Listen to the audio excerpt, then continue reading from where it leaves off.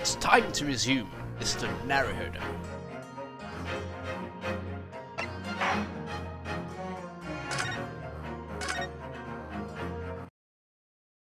Check the stream's working.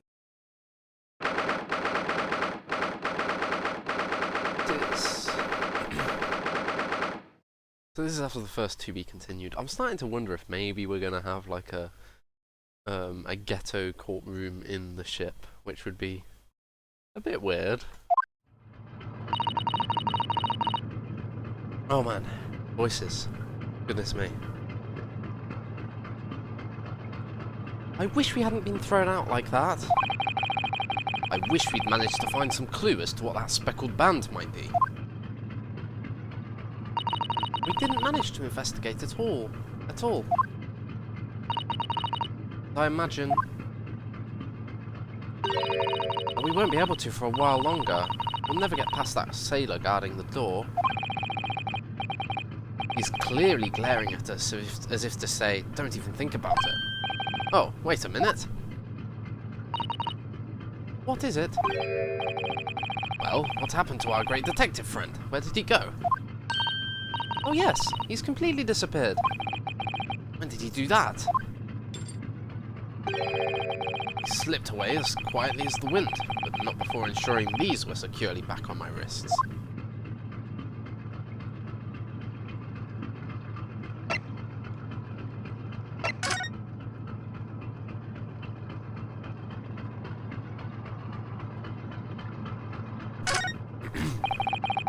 First class cabin number 1. Yes, that's our cabin. Not our cabin.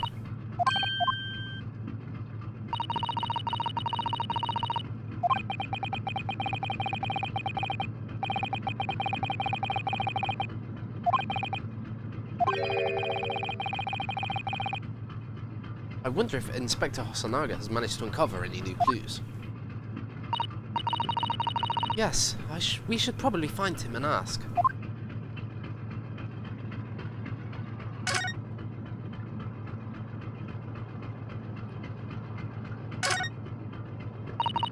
The door leads to the second class area. It's locked, I can't open it. No, well, that stands to reason. No one wants to let the murderer escape. Gosh, she gave me a very stern look when she said that. Investigate thoroughly, but blah blah blah.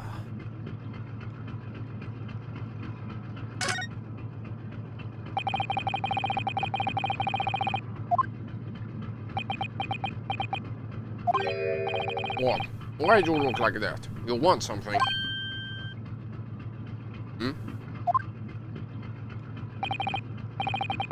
Maybe. You want me to throw you out again? Hmm? Oh, no, definitely not that. Next time I have to throw you out, I show you where lobsters spend winter. Understand? Understand. Maybe I should stay clear of him until he's forgotten my face. I don't think he'll ever forget your face, Naruhodo-san.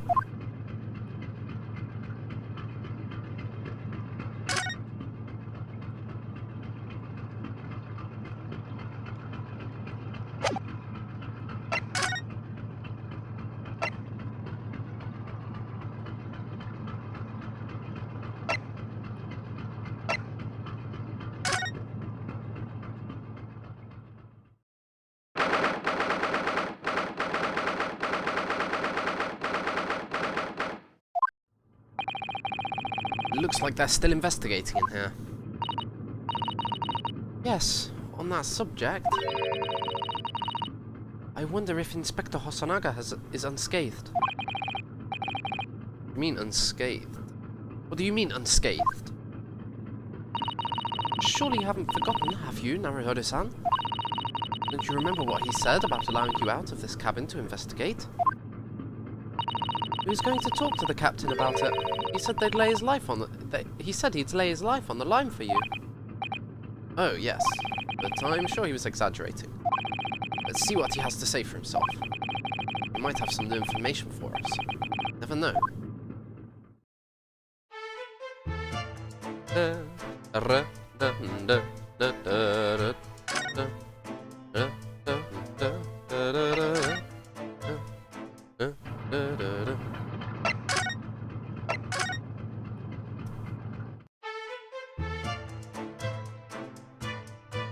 wonder if this game has an investigation core theme.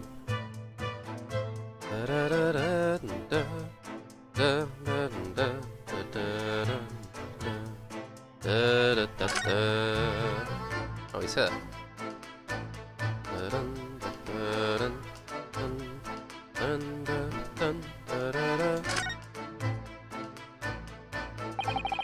So this ventilator joins to Miss Pavlova's cabin. Yes, that's right. Just a few minutes before he died, Kazuma saw something emerging from it. A speckled band, as he described it. I mean, this is sort of like a speckled band if you look at it at a weird angle, right? Only Miss Pavlova had been able to shed some light on it, but she seemed as baffled as we were. Yes, I wonder if she's telling us everything, though. Yeah, I think she's probably, like, complicit in some way. And is in cahoots with the crew. I'm not sure. I know most people aboard would say the same about me, but there was something about that woman that didn't sit right with me.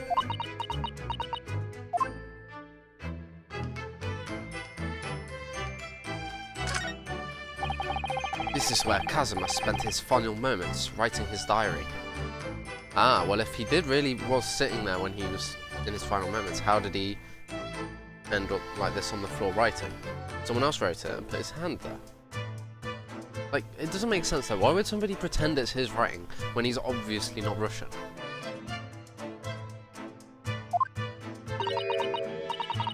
"1:23 AM. I can hear a faint whistling sound.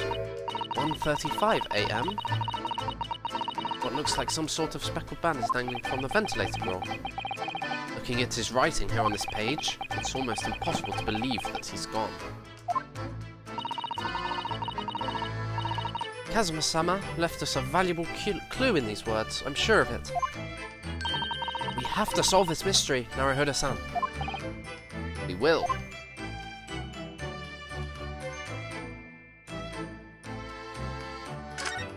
Dun, dun, dun, dun, dun, dun. All the books provided for passengers occupying this cabin, neatly arranged on the shelf. They were all over the place when we first looked around, if you remember. But yes, and you tidied them up, didn't you? You have to look after the ship's property.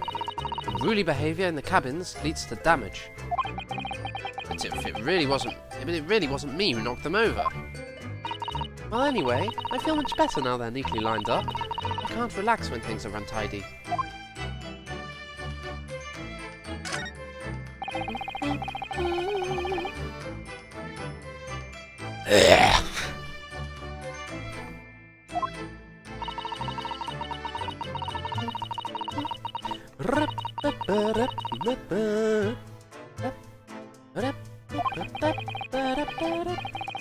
So by bringing her pet on board, Miss Pavlova has broken the rules. She wasn't supposed to be on the ship in the oh wait, she was. It's so weird. Was she supposed to be on the ship? When did she get on the ship? What stops have we even been to? She called it her friend, didn't she? Yes, although we don't know what form this friend takes as yet. That's gonna be important as well, isn't it? I'm almost certain whatever it is, it's inside the travelling case near her cabin. What if it's a snake? That's speckled. Oh! Oh my god, I just remembered the intro. Oh. Oh. It's a snake that is speckled, and that's the so-called speckled band. So what did the snake do? We haven't gotten any autopsy or anything. It can't be a venomous snake, come on. A friend. There's more to this than it seems, I think.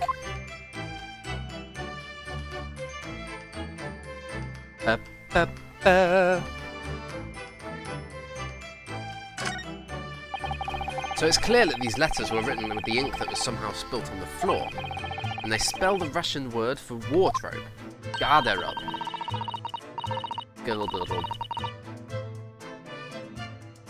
seems to be an unambiguous pointer to you, Naruhodo-san, as you were sleeping in there. But to be truly unambiguous, it should have just spelt out my name, don't you think? Naruhodo. Well, either way, one fact remains. It's hard to imagine what Kazuma-sama would have written his last words. That Kazuma-sama would have written his last words, or word, in Russian. Which begs the question of who did write it.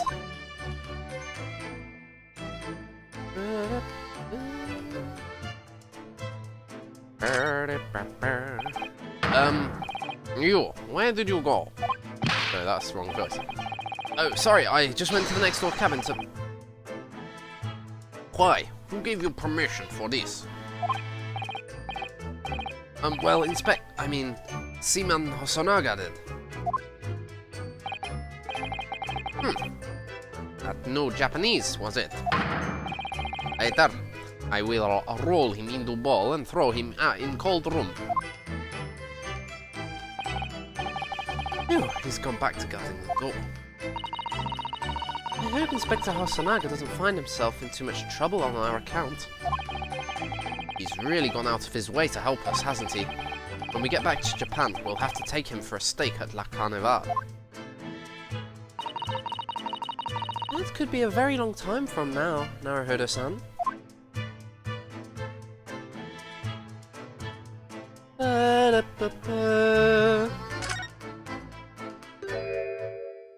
Oh.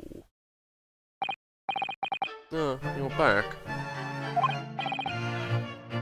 Inspector! What happened to you? Your face is... Is this his own thing?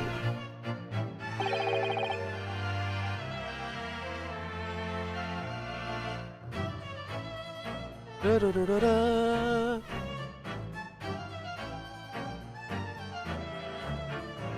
Please don't worry about it. They're just scratches. Made by a bear, maybe? When I told the captain that I'd given you permission to investigate, he told me he'd pummel me with his fists and then toss me overboard. What? The pummeling was over in a flash, and he must have decided against throwing me overboard. So it was nothing, really. Looks like he wasn't joking when he said he'd lay his life on the line if he had to. Well, thanks to your efforts, we now know a little about the neighbouring cabin. Yes, so I understand. Oh! Detective. I bumped into a man claiming to be a great detective a little while ago. I think his name was something like Herlock Sholmes. I don't think he was German, though. Ah, that explains it. Shall we compare notes, then? We can tell you what we found out. Yes, let's do it.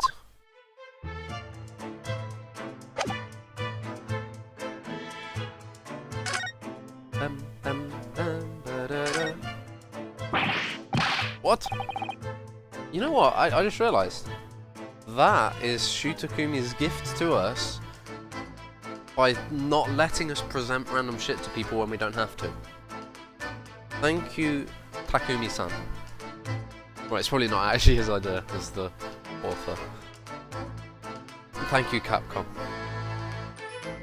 What? Nikolina Pavlova? She's in the cabin next door? Oh, do you know who she is? Please, what self-respecting ballet fan wouldn't know that graceful angel?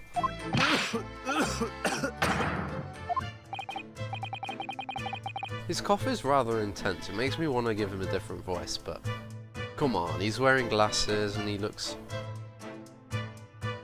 He's actually not supposed to be stuck up though, is he? He's meant to be like lowly educated, just in the police force. But he's smart, right? Like, he's just been good. So, I'm continuing to give him, like, relaxed nerd voice for now. Oops, I think I upset him there. Well, it tells us the neighbouring cabin is unrelated to the case, at least. Oh, how? Because Because angels don't go around committing crimes, do they? Oops, now I've definitely upset him. Inspector, has your investigation in here proved fruitful? If I'm honest, there's very little more I can do. Our duty is to make sure the scene isn't disturbed, ready to hand over to the Hong Kong police. Oh, okay, so that's where we're headed, because Hong Kong at this point was fully part of the British Empire.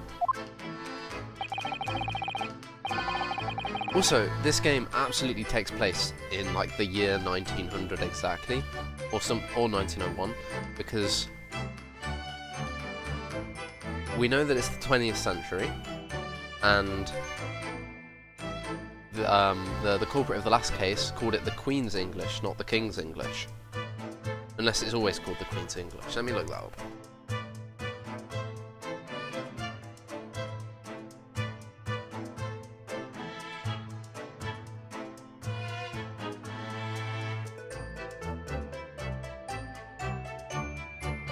So I'm just keeping watch here, trying to not to take my eyes off the job. Shit, I missed that one. Oh, I see. Ah, and there's one thing. I do have a small piece of new information for you. Oh, what?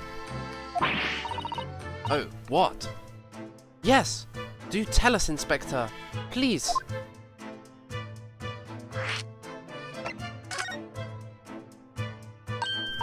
Oh! Mr. Sholmes was here, was he? Yes, he seemed to be enjoying himself a little too much as he crept about the floor investigating. Then he suddenly left. I suppose he must have become bored. Did he say anything at all? Actually, now that you mention it, yes. It's one thing, but he practically shouted it. It's shoe polish, was all he said. Shoe polish? I wonder what he meant. The crew probably polished their shoes, right?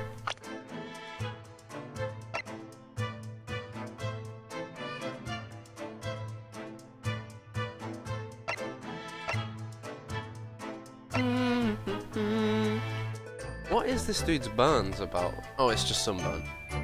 But, like, why is it in that pan? Is it an eye patch? Did he used to wear an eye patch? No, because there's also around his mouth. Bandages? I cannot think of why he gets sunburn in, like, stripes. Because it might be relevant.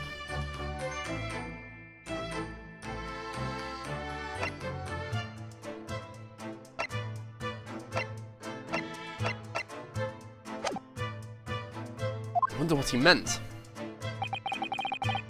It was when he was over there, by the piece of broken glass, do you see? Yeah. Ah! Perhaps he was talking about this brick-coloured mark, do you think? Ah, yes. That must be it. But how could Mr. Sholmes know that it's shoe polish? Leaves me cold, I'm afraid. I have no idea.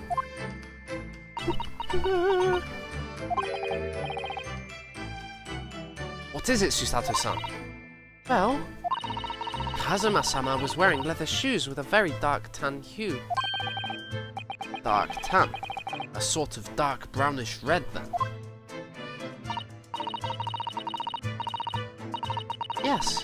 I imagine that somebody in playtesting was like, what does tan mean? Oh, shit.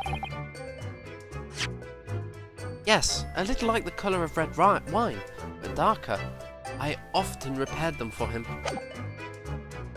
Oh, does this mean that this mark was made by the polish on Kazuma's shoes as they scuffed on the floor? The mark on the floor has been entered into the court record.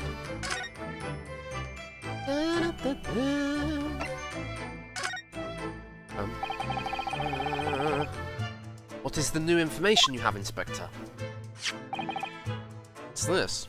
The Burye's medical officer has finished his examination of the body. I managed to obtain the report. Oh, Kazuma's post-mortem report. Yeah, we need this. Kazuma-sama? So, what was the cause of death? Damage to the cervical vertebrae is what's written in the report. So, like blunt force trauma, fell on his back.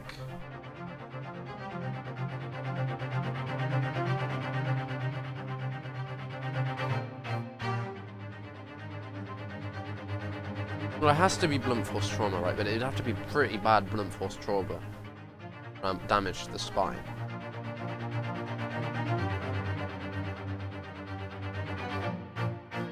Wasn't there another way you can end up with blunt force? No, that was when someone was thrown off the bridge. Not the bridge, the, like, ledge.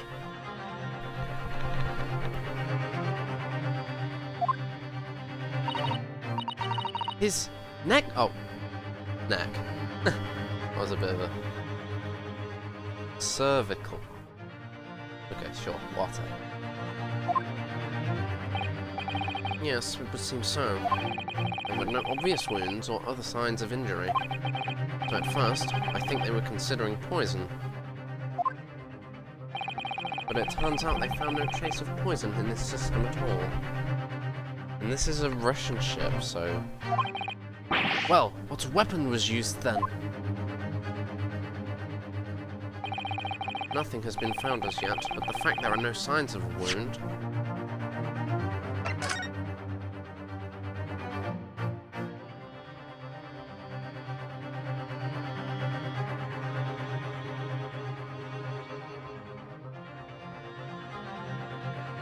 I do like that this magnifying glass thing isn't really at all useful, it's just there, and it's cool.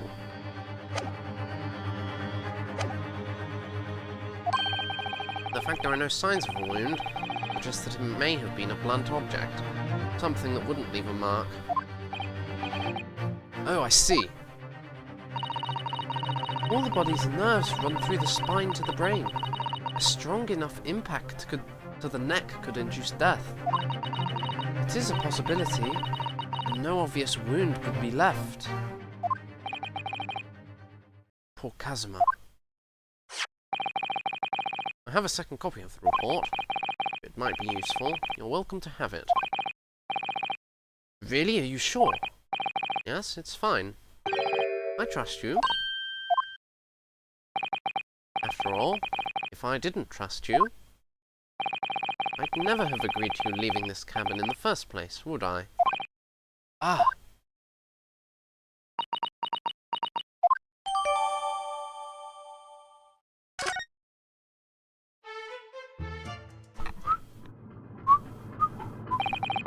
That's really all I can tell you at this time.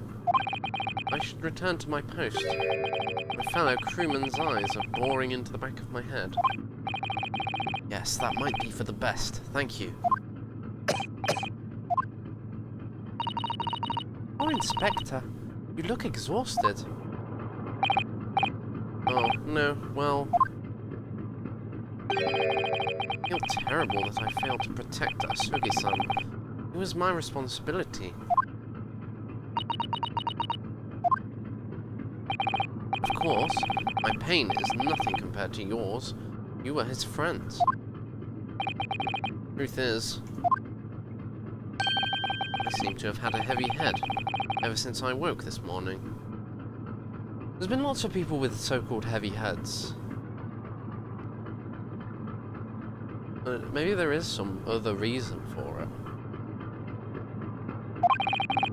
A heavy head? That's interesting. My head's still throbbing too. There must have been turbulence or something. Right?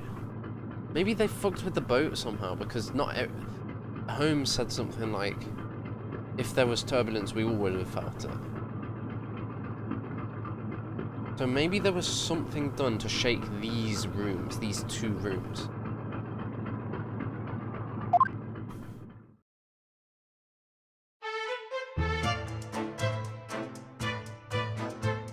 I just can't think of what else induces a headache.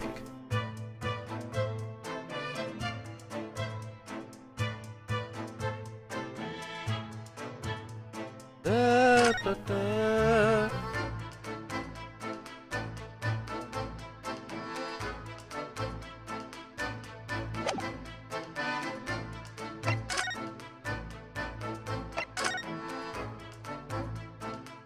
Oh, Susato-san's little comment there gives you a hint of where to go if you want to just get on with it.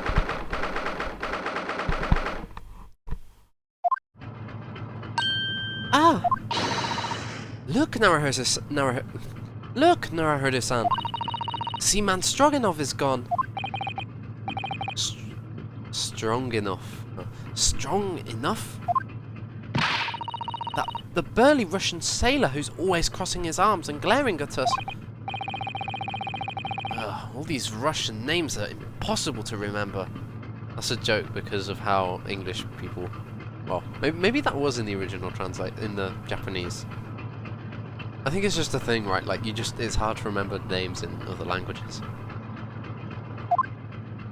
Like, I always forget which Hosonaga. Or is it Hosogana? Yeah, it's Hosonaga. I forget his first name though. La la la.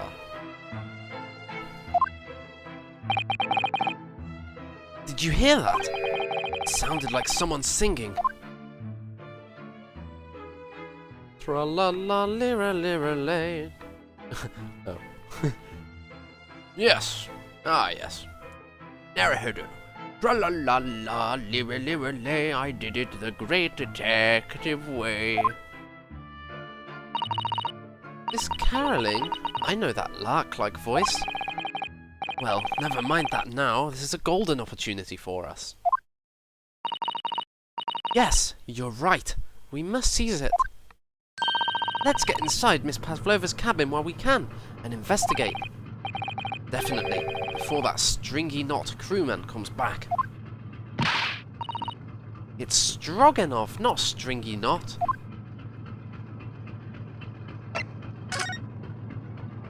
Oh my god, right click means back. That's so handy.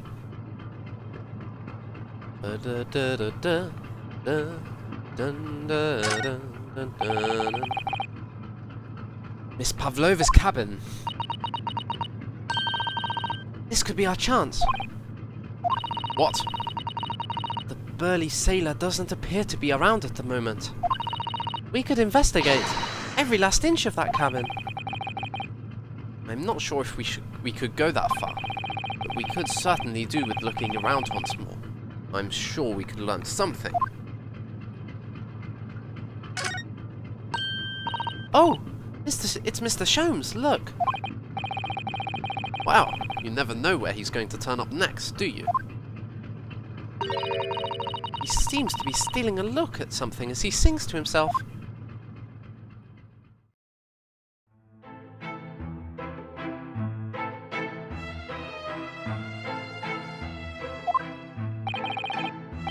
He's still singing.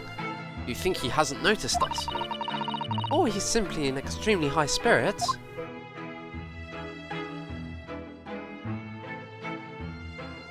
Yes, there were times, I'm sure you knew, when the yard bit off more than it could chew.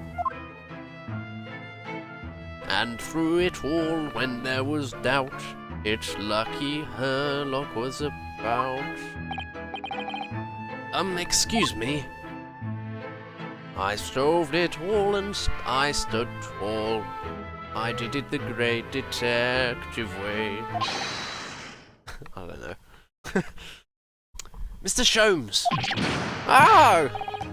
What is it? You want to you want to fight, hmm? Well.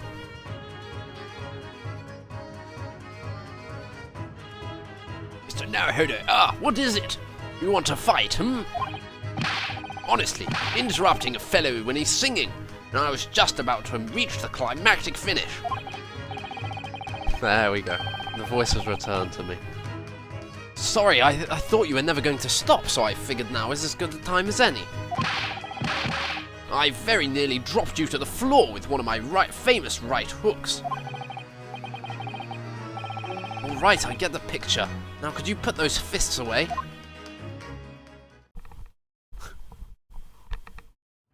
Ah.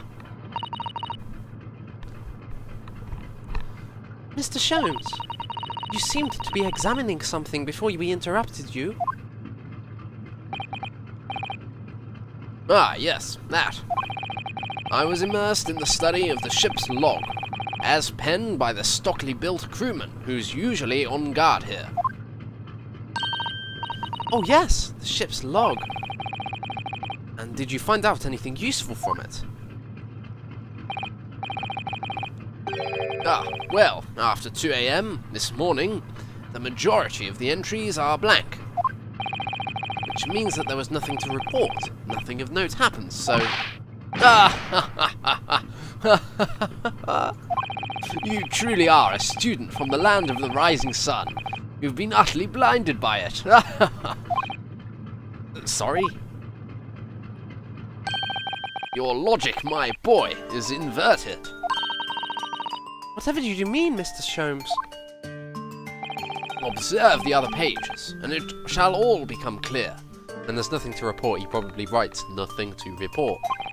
It would seem that the same crewman oft stands sentry in this first-class passageway, and he has an almost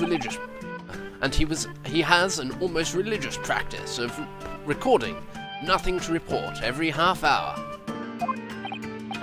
Oh, he writes that every 30 minutes.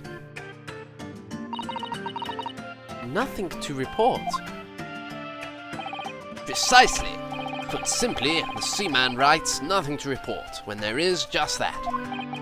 And yet, the ship's log from last night is largely blank. He didn't even write nothing to report. What do you mean? Yes, there were circumstances afoot last night, which led to the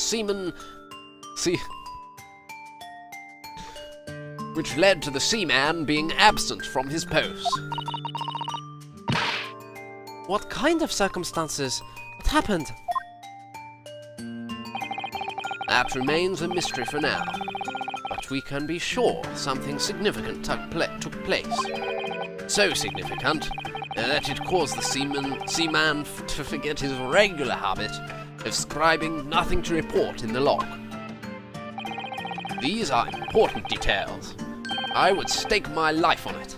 You must log the ship's log in your mental file.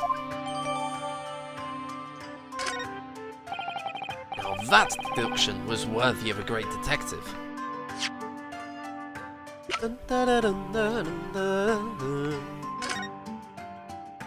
Myth strong enough.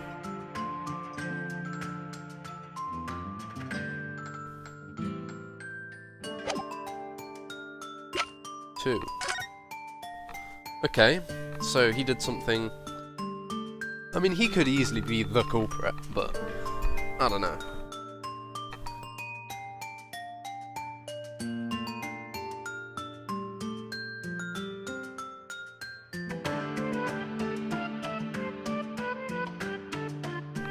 Has there been the only blunt force trauma weapon that we've seen has been the statue on the shelf, right?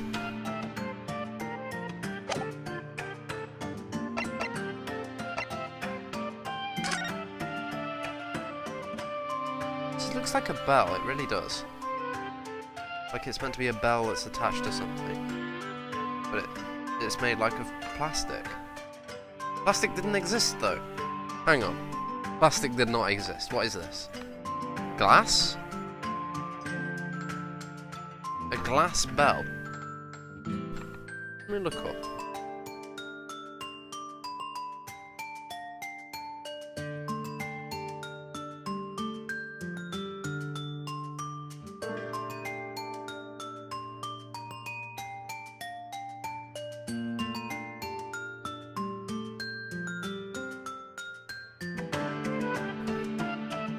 They do exist. Okay.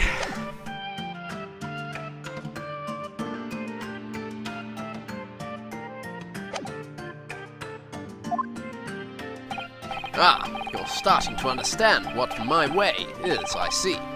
What makes Sholmes Sholmes? Brilliance.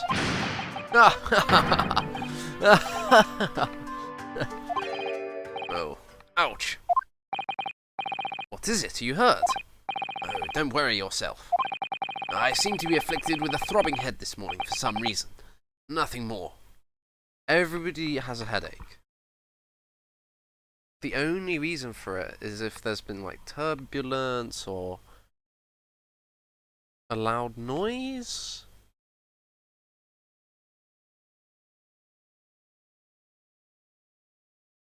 Or if he just went around giving everyone amnesia because video game logic.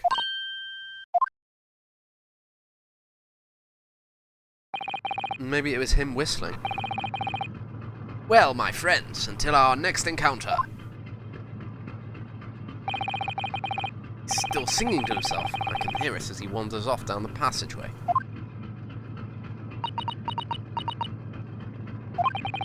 Is something wrong, Susato-san? You seem lost in thought. It's just, well, I feel the same. Sorry? Ever since I woke this morning, I've had something of a headache. A sort of continuous throbbing. Oh, you too.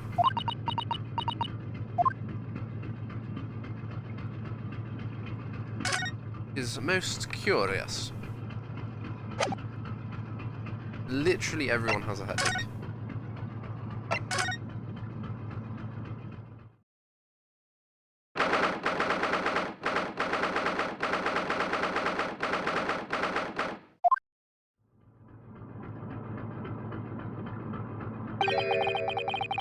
Miss Pavlova isn't back yet. Susato-san. Oh, where's she gone? Hey, what are you doing? Those are her private things. There's not a moment to waste, Naruhodo-san. We must investigate as quickly as we can. I suppose you're right, for Kazuma's sake.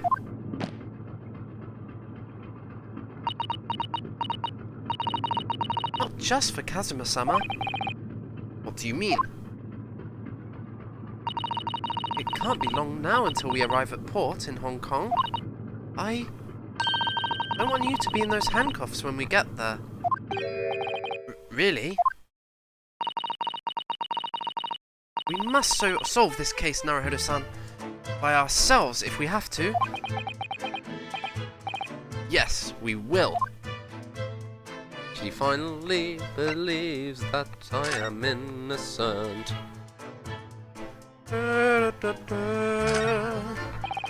There's one of these next to the bed in Kazuma's cabin too. The bell! The bell is the glass bell on this one. Connections. Deductions.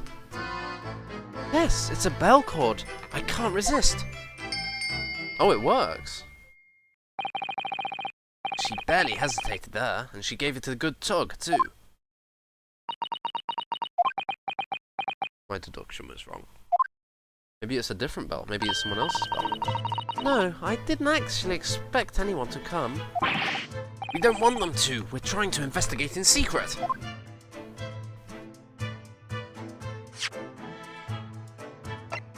Yeah, I think this bell might be a bit too small to be... We can't see at the top of that.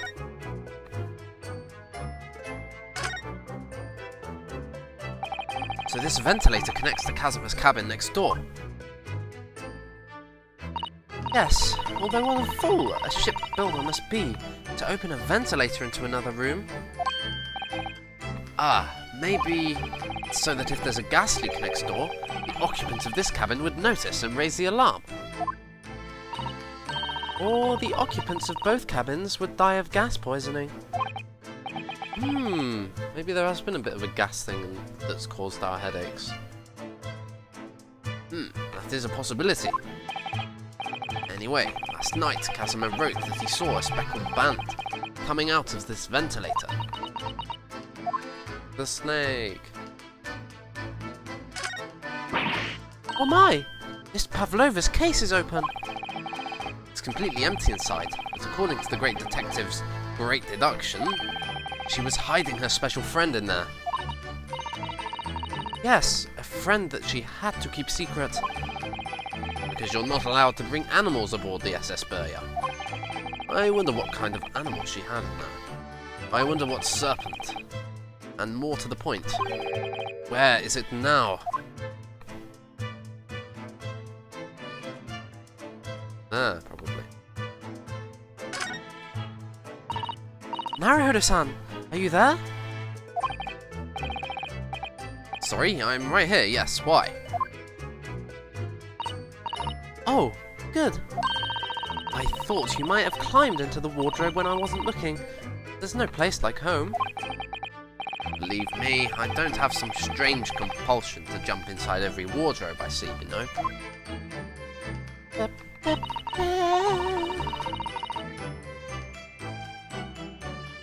Well, anyway, I'm not sure anyone could fit inside this one. It's full of beautiful outfits. I suppose they're all stage costumes. I was rather hoping we might find Miss Pavlova's friend hiding in there, but no such luck.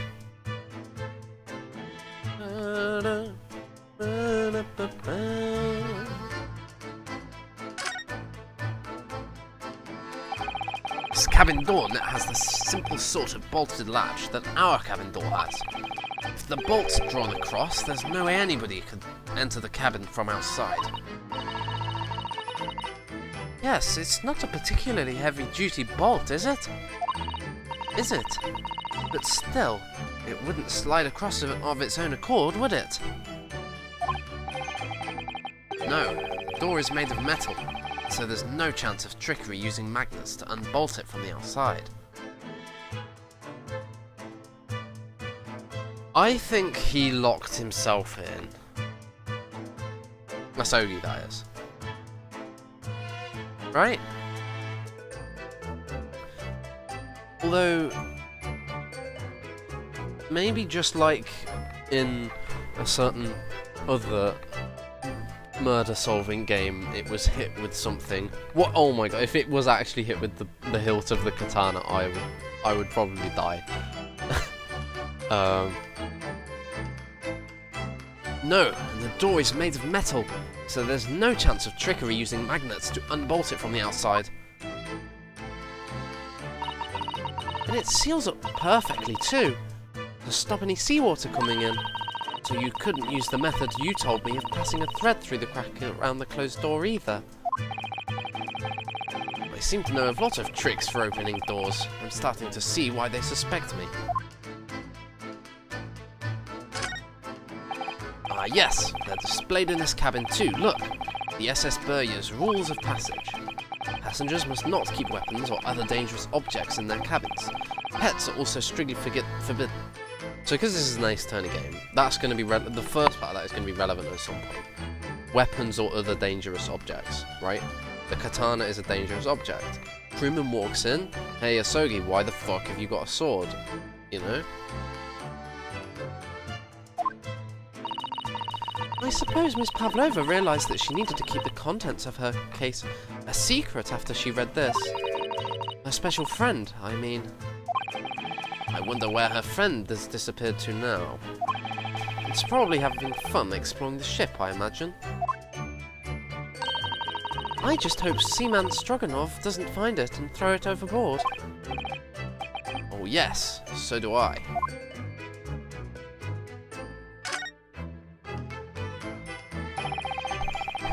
All the books have toppled over together, look. Every single one. It's turbulence. Do you think that that's a god of the sea, perhaps? He's toppled too, though. It's exactly the same as the bookcase next door, in Kazuma's cabin. You can't do a room swap, because this is like... the door is always on this side. Okay, yeah, you can't do a room swap or any bullshit like that. Perhaps Miss Pavlova was practicing a difficult ballet pose and fell against the bookcase. I don't know, would she really be practicing ballet on the same night she ran away from her ballet company? Alright then. It must have been you. You lost your temper and knocked them all over in a fit of rage. Not everything that bad that happens on this ship is because of me, you know. Well, anyway, I'll set them all straight again in here too. I don't like seeing things in disarray.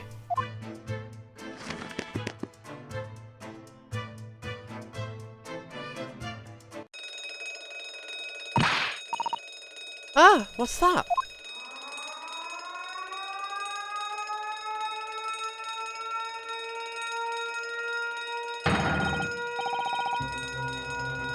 I didn't get to investigate everything. Bitch. Game. Shut down the engines immediately. Vessel sighted a quarter-mile 4.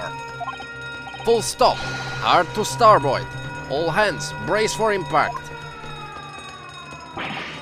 What the? I think we're about to crash into another ship. What? I can't stand. Susato-san, hold on to me.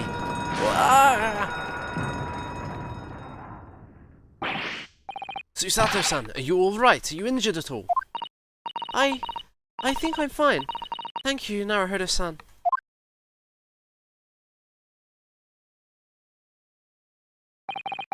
It looks like we avoided a collision. I think... Yes, the ship has come to a stop. Oh my goodness! What about you, Naruhodo-san? Are you hurt? No, I'm fine. Hello, is anybody in there? Shout if you need assistance. Oh, that sounds like... The ship had turbulence, which knocked over the fucking books like it... Fucking wrecked. Fucking wrecked. Okay. Ship had turbulence, which knocks the bookshelf over. We prove that because it's just knocked the bookshelf over. How did the door lock? Oh, that's the biggest mystery of the case. It's a locked room mystery. Oh, well, would you look at that? The door locked itself. Inspector Hosonaga. Is that you in there, Naruhodo-san? Unbolt the door, quickly. What? The bolt? Poggers. Look at that. The door's bolted. Did you do that, Susato-san? No, I didn't touch it. Well, that's strange. How did... And look at all the books. They're just like they were before again. Naruhodo-san, aren't you going to open the door and let the inspector in? I'd better tidy this place up first.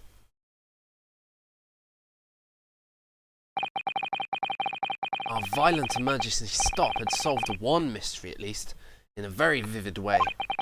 But I knew that what awaited us on the other side of the cabin door would not be pleasant. I hurried around, tidying up the cabin with a new sense of foreboding in my heart. Why? Why? What? What's on the other side? How long was that part? 48 minutes?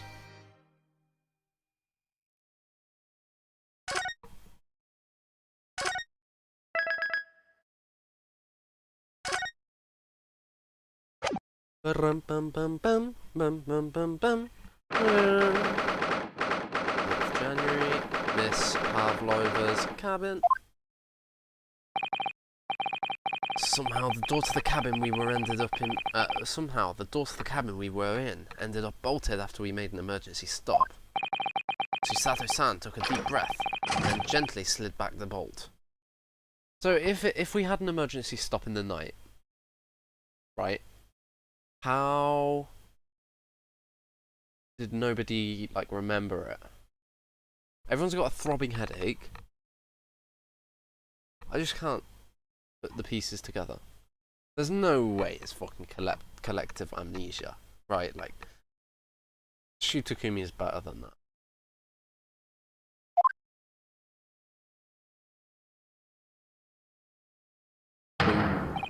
You! What are you doing in Miss Pavlova's quarters? Ah, you both look unhurt. Good. Yes, we're fine, thank you. What on earth happened? We heard something about how we were going to collide with another ship. Yes, it appears to have been a false report, though. So they can just do that. Oh, how did that happen? There's a dense fog outside, so it's extremely difficult to see. Someone must have thought they saw a ship ahead. This person obviously triggered the alarm, and that's why we made an emergency stop. Everything is chaos. Passengers are screaming. Crew are running everywhere. This first-class area is the only quiet part of the ship at the moment. Oh, I see. Someone triggered the alarm. Does that mean that someone pressed that button outside? Ah!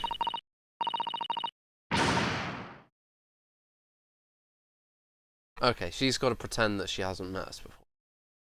Yet, you wicked intruder, dressed in all black, you are the devil. Sorry, me? I've been called a lot of things before, but devil is a first. You opened my traveling case. How could you? What? No, we didn't touch it. That's right, Miss Pavlova. It was already open when we came into your cabin. Inspector. Yes? Arrest this man. I know he did it. He's a criminal. It is not enough that he has killed a man. Da, his story as well. If Vixen promises not to steal chicken, do you believe? Take him away. He is a trespasser as well as everything else. Those two were working together. Stowing away, trespassing, killing. She is right, you are devil. Doesn't look good, does it? There is shell below deck. Throw him in. Tomorrow we dock in Hong Kong. Then we give you straight to Belize. Wait, a cell? Please, Inspector Hosonaga, is there nothing you can do? This is a Russian vessel. I really have no jurisdiction here. After my last effort to appeal to the captain's good nature, I think I'm out of options. This is terrible. This is a real crisis. I've got to find a solution. Immediately.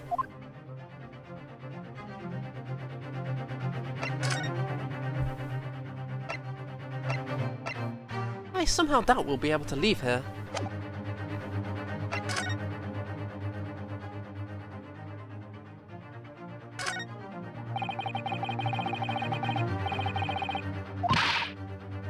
Don't touch my things.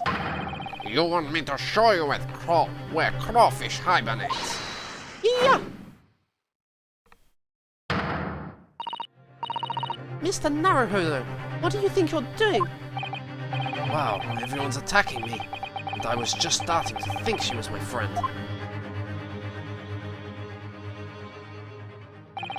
Isn't there anyone who can help me out of this mess?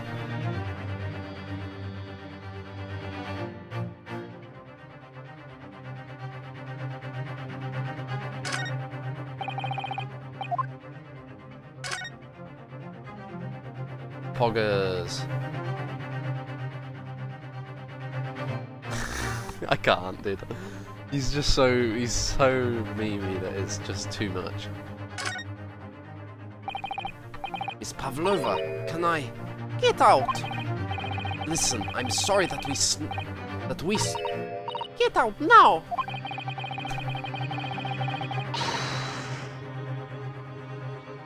Let me just read this again, because I just fucked up both voices there. Miss Pavlova, can I... Get out! Get out! Listen, I'm sorry that we snuck in here without your permission, but... Get out now! We just needed to investigate in here to help understand what happened to... Do? No... I can't remember what that is. No. I know no Rushki. Rushki, blät. Ugh, it's no use. She's not going to listen. To find someone who will. Please, just give me a little more time. I do nothing for you, except show you way to ship's prison cell. Ugh, thanks, but no thanks. But I'm innocent. I didn't kill anyone. And trespassing and storing away. Well, you know, sometimes life can lead you down some unusual avenues, and, well... Enough! You are guilty. Ship's cell is only place fit for you.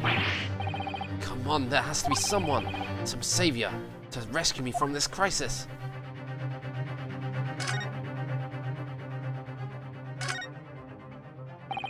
You've got yourself into a difficult situation here. By entering this cabin uninvited, I mean... Sorry, I was just so desperate to find a clue. I'm afraid there's really nothing more I can do to help you. If I push my luck any further, a punch to the face will be the least of my worries. Really sorry. I have to take responsibility for giving you the freedom to investigate Miss Pavlova's cabin. Now this has happened, I'll have to report it to the captain at once. I really need some help here. I need a savior to rescue me from this crisis.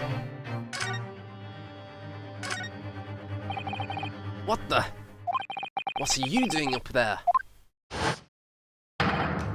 Mr. Sholmes! Mr. Sholmes! The art of deduction. Naturally, I was analyzing what a weight of 20,000 rubles feels like on one's head. Have I not told you that as a detective, it is my business to know what other people do not? This isn't mere tomfoolery, my boy. Oh, no. Well, why were you hanging from that hook before then? Isn't it obvious? Art of deduction. Isn't it obvious? To properly assess the weight of 20,000 rubles. Naturally. I wish to determine if it would bend that conceited-looking hook on the wall. So full of brag and bounce. I wish to determine if it would bend that conceited-looking hook on the wall. So full of brag and bounce. I never know whether to take this man seriously or not. Ah, you again, the great detective. Ah, Inspector! I confess I have been looking for you. That's not his voice. The art of deduction. Ah, Inspector, I confess I've been looking for you. I have something to report to you most urgently. Well, you might try looking for me somewhere other than that hook on the wall next time. What is to report? Speak! An urgent report from a great detective can mean but one thing. Yes. The case of the curious murder that took place last night here on this vessel, the steamship Burya, has been solved by me, naturally. What? Really? Ah, yes, I have eliminated all other possibilities. No other explanations exist. So, allow me to illuminate all your minds. For I am about to reveal my great detective's greatly admired great deduction to the case. Ah. Ha! You have solved it. Even Hedgehog understands this case. We all knew who was responsible for killing student boy this morning when we found criminal in wardrobe. God alone. It is this stowaway, and he has handcuffs to prove it. I didn't do it. The trouble is, there doesn't appear to be anyone else who could have killed the victim. Because as everyone knows, the cabin door was bolted shut from the inside. That means the culprit must be someone who was inside the cabin. Yes, it's what's called a locked room mystery in detective stories. The locked room. That is point.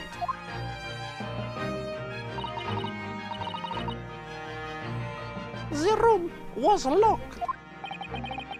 Well, I can't deny that. I can prove. There's no way the bolt could have been drawn across from outside the cabin. Ah, you are all quite mistaken. The cabin next door is not a so-called locked room at all. How am I doing this voice wrong again? Ah, Mr. Naruhodo. A locked room at all. What? Oh yes, there is another entrance. An entrance used last night by the culprit in order to gain access to the cabin, despite the bolted door. What other entrance? We never discovered one. Why, it gapes open-mouthed at you even as we speak. The ventilator man. The ventilator? You think this is funny? I cannot even put my arm through hole. That's because your arms are as thick as tree trunks. Suggesting that the culprit entered and left the victim's cabin through that tiny opening? It's not possible. Ah, but it is. And last night, the victim even witnessed the intruder in the act of passing through the ventilator.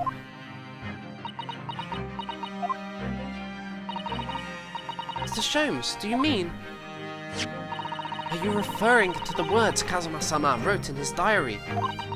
1:23 a.m. I can hear a faint whistling sound. 1:35 a.m. What looks like some sort of speckled band is dangling from the ventilator grill.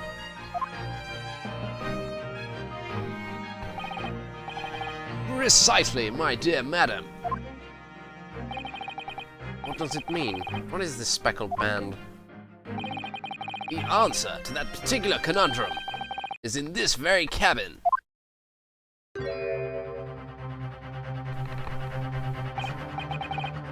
Mr. Sholmes, what are you doing? There is a distinct element of danger. Fear not, I am ready. What I am about to expose for you all to see will shock you to your cause. Behold! Yeah! Ah, what the? It's a snake.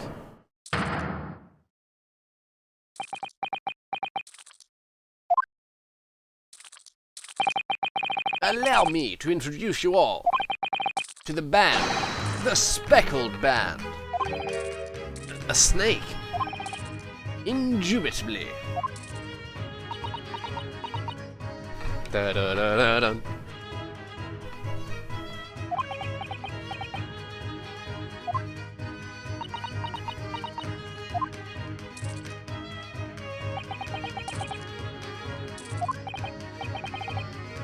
Mr. Sholmes, just one thing.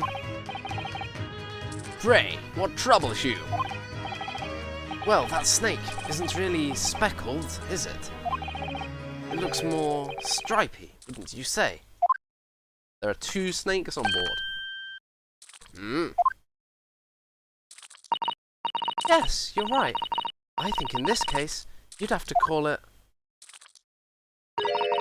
the Striped Band, wouldn't you?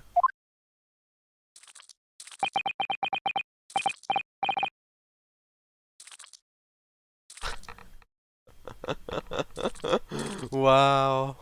Wow. Mr. Naruhodo.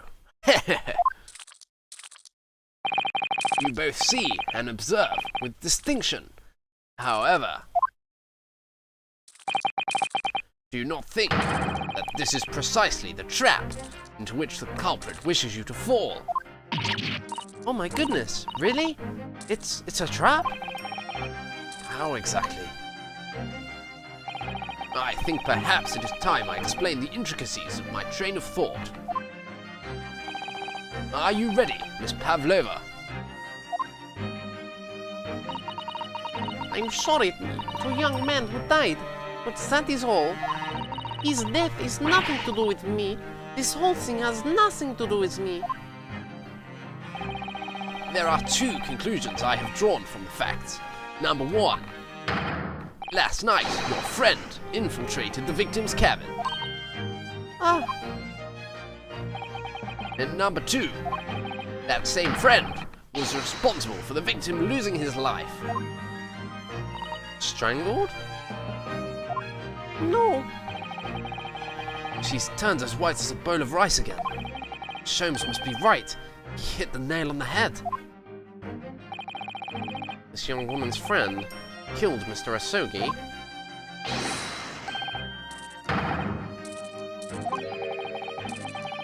He looks like he can't speak without snake coils around his head. I would advise as little movement as possible, Seaman. You wouldn't want the fangs of that long fiend in your neck. So, everyone, let us begin. Herlock Sholmes is proud to present his logic and reasoning spectacular. Another one? Poggers! Oh, we get to do another one.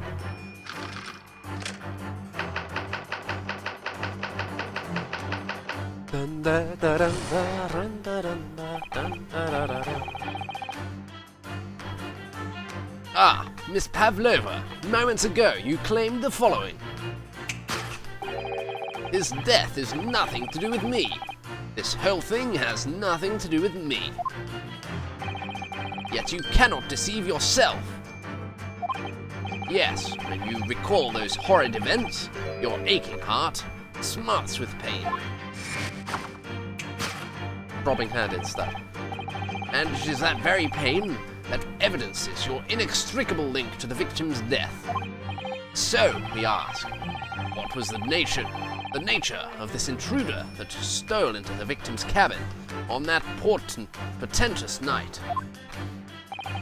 Why, naturally, it was the friend with which you boarded this vessel, was it not? As I suspected. Another telltale glance.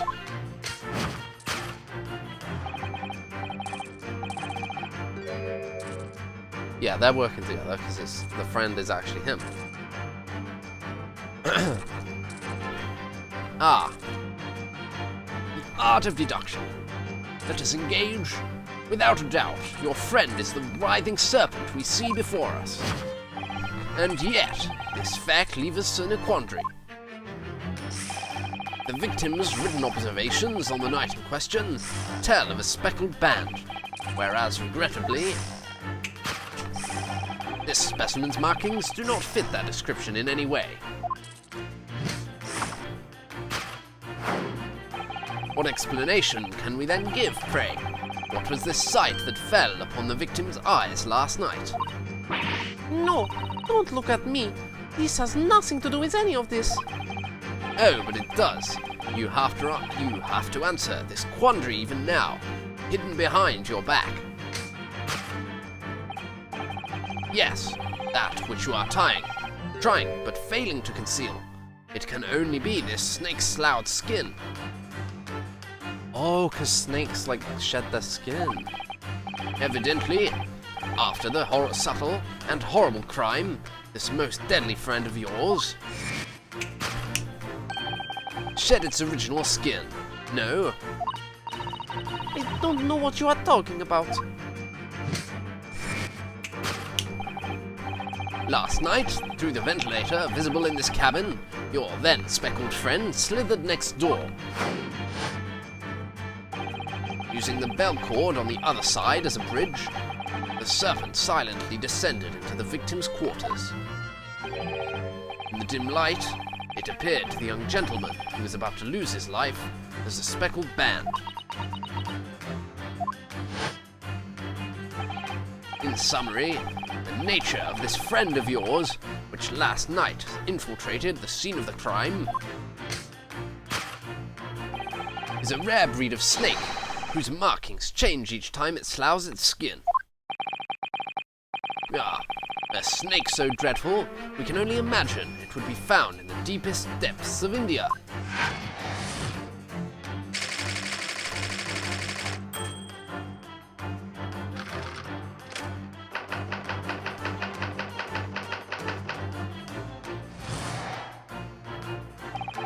The art of deduction.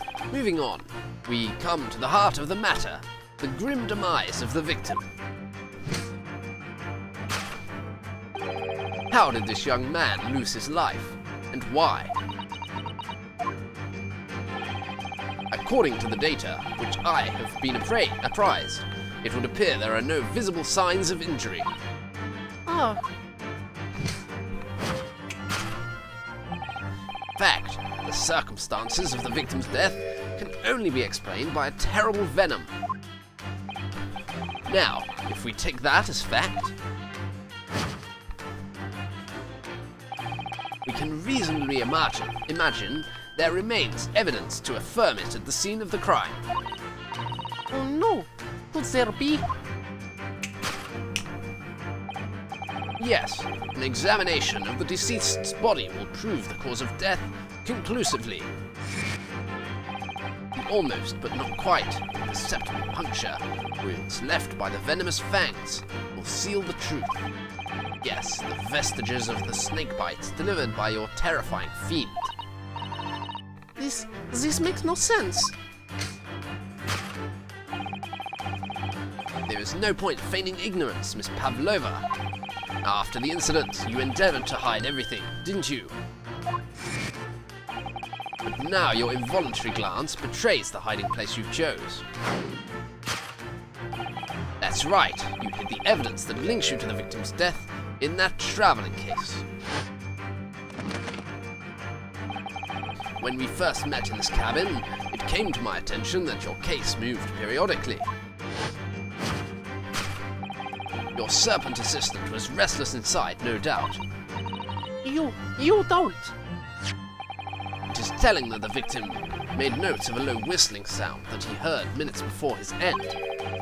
That was your signal, was it not? The sound you had used to train your serpent friend.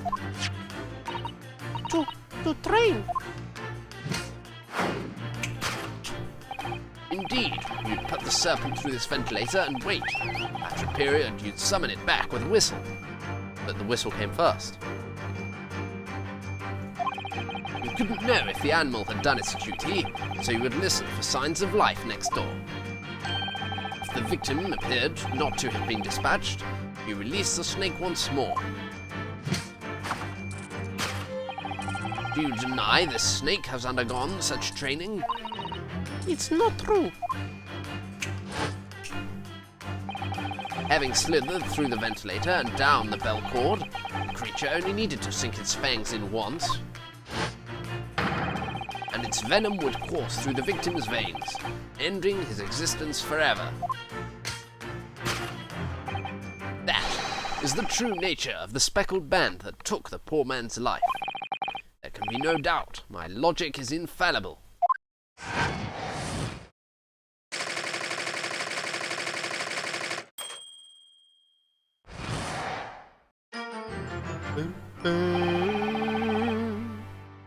Thus concludes Sherlock Holmes' great deduction of the speckled band.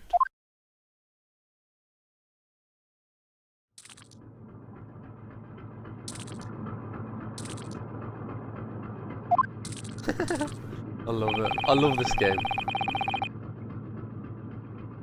Like all of these scenes are written with such precision. Like, I feel like some of the original trilogy, there'd sometimes be an investigation segment that's just it's sort of half written and it's kind of just there and you just wander around because it's a novelty, right?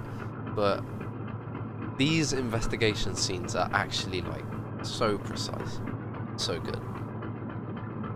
Miss Pavlova trained her pet snake as a killing machine.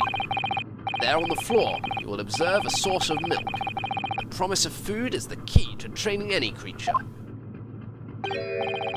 Incredible! You've solved the mystery. Amazing. Your great deduction really lives up to its name. I see now why Sherlock Holmes has become such a household name. My dear man, it was nothing remarkable. As the Russians say, I could have done it with one left hand.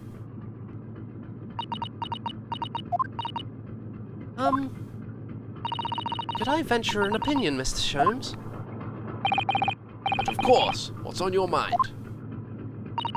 It's just about your deductions before. Some things don't quite make sense to me.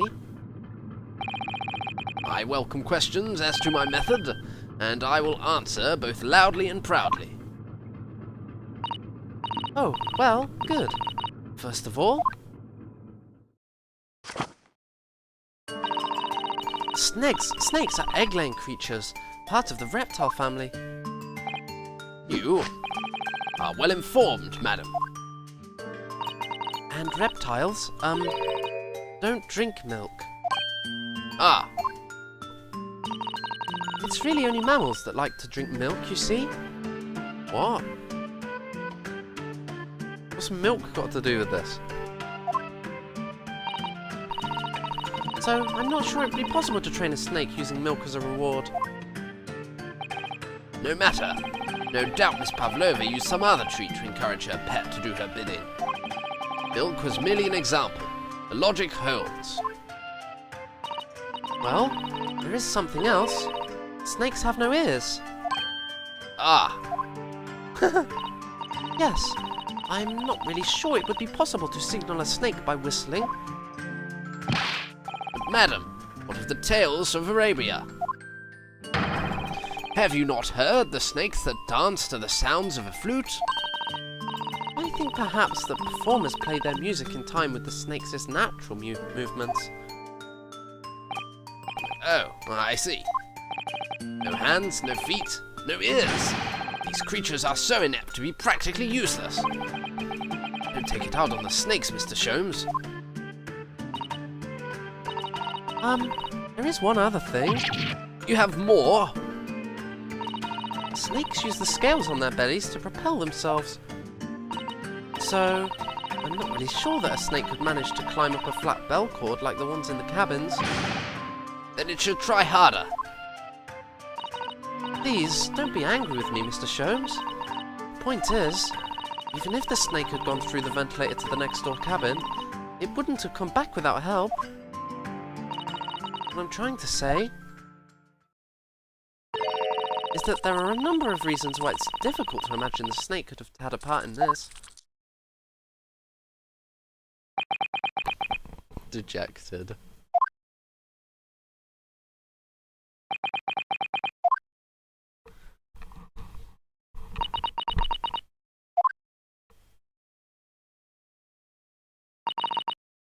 I think we need to step in and help again, Mr. Naruhodo. Oh no, you don't mean. Yes, we need to modify Mr. Sholmes' latest deductions and turn them into the great ones they ought to be. I had a feeling that was coming. All right, let's give it a try. Just what I was waiting for, Mr. Naruhodo. Yes, right. So, cast your eyes down to your wrists again. What? I don't know, he just takes those off just so that I can dance with him. You've done it again. Your handcuffs are gone. Where did they go? Fear not. I shall see they're restored after our work is done. I really wish you'd leave them off. Now, everyone, let us begin. Herlock Sholmes is proud to present his logic and reasoning spectacular.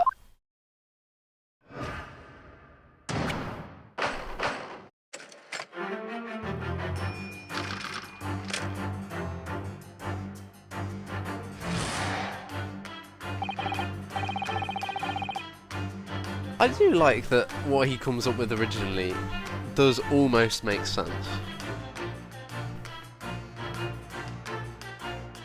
Ah, Miss Pavlova, moments ago you claimed the following. Death is nothing. Oh, I'm not gonna repeat this in the course correction.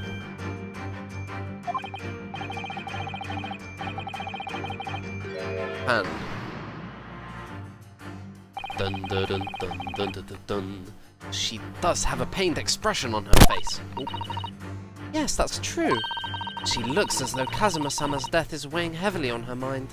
But you're not sure Mr. Sholmes has read her quite correctly, is that it? Could there be some other way to interpret her expression then? Let's take a moment and really look very closely at Miss Pavlova.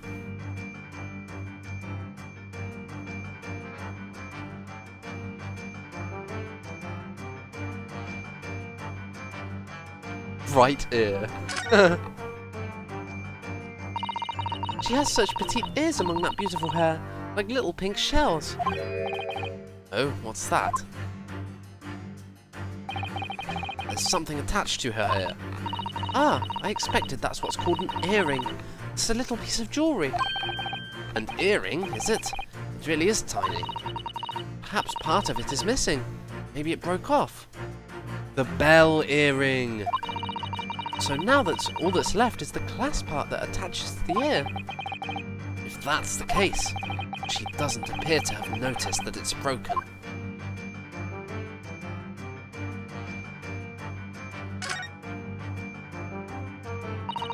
She has such petite ears among that beautiful hair, like little pink shells. Oh, what's that? There's something dangling down from her ear. This one isn't a bell, though.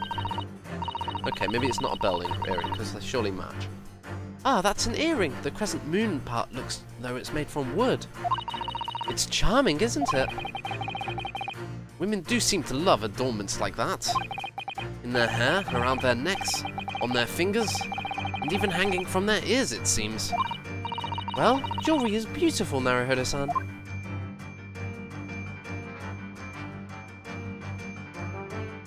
Ooh.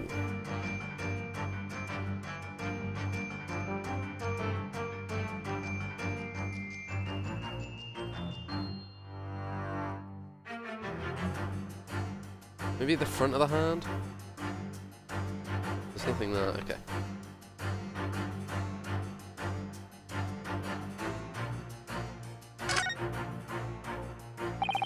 She really does look troubled. Yes, it's hard to believe she's putting that expression on to fool us. But if you look closely, it's almost like she's actually staring at something. At what, do you think? Perhaps something's physically causing her pain. We should have a closer look. Stroganov in background. Oh, Naruhodo-san, look! That looks like a very painful wound. It looks like a scratch mark made by some kind of small animal. And fairly recently, too. It doesn't have 3 fangs, so it can't be the snake, right? Well, whatever scratched her doesn't appear to be around here. Yes! Yes!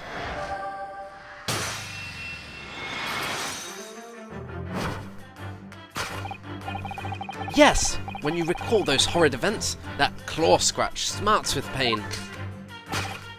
Indeed, and simple observation reveals that the wound is fresh. Miss Pavlova, did you in fact receive that scratch? Sometime last night. Ah!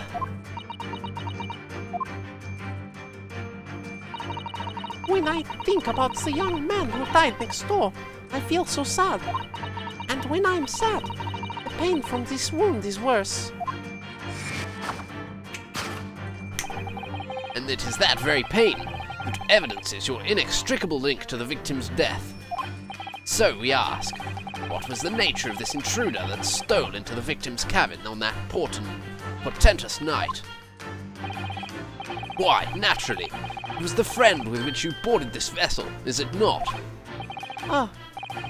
Ah, as I suspected, another telltale glance. Without a doubt, your friend is the writhing serpent we see before us. It seems likely that the scratch mark on the back of Miss Pavlova's hand was made by this friend of hers, doesn't it? Except, snakes don't have claws, do they? No, they don't. They don't even have hands or feet which claws might grow on. Well then, if that snake isn't her pet, what is? What's the true identity of this friend of hers? We should follow her gaze, Naruhodo-san. That's where we'll find the answer.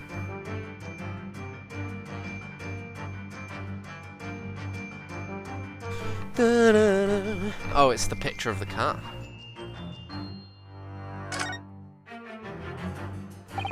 The more I look at this creature, the more its stripes stand out. It's a very impressive snake, isn't it? Oh yes, it really is. And it seems to be doing its best to squeeze this poor sailor's head until it bursts.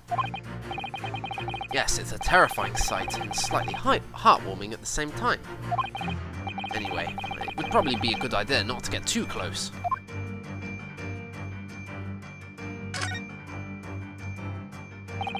There's no doubt, is there? She looked in this direction, straight at Seaman Stroganov. Well, they do seem to be friends of sorts.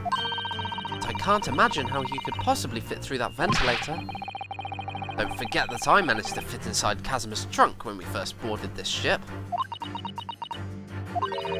I would ask what that proves, but I think an equivocal little smile would be more effective.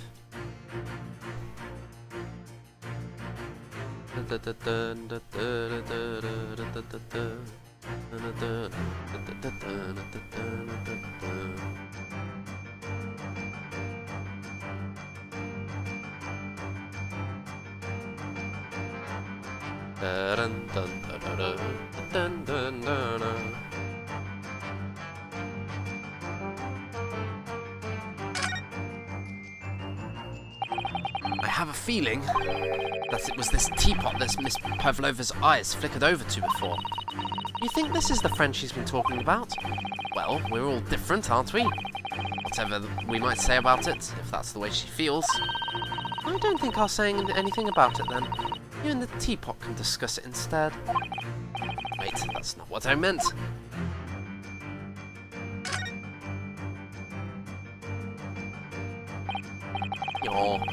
Oh, it's the cat's bell. I have fucking changed my mind about this bell like 5 times. Ah, look at the photograph in this frame. This must be something Miss Pavlova brought with her when she ran away. She's exceptionally beautiful, isn't she? Yes, that's true, but personally, it's the little black creature that she's holding that's caught my eye. Maybe we'd better take a closer look at this. Oh. Can't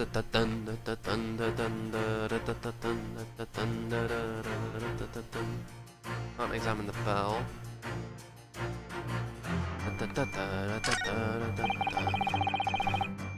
That must be a stage costume she's wearing. It's quite stunning. I should like to have something like that. She's wearing the 20,000 rubles on her head as well, look. It's called a tiara, Naruhodo-san. And you shouldn't think of it purely in terms of its value. Wait, hang on, I just thought. Are we not going to go to court at all in this chapter? Episode, whatever. We might not, you know. It's sort of like Ace Attorney Investigations. She must be a strong-willed woman to turn her back on the world stage and run away all on her own.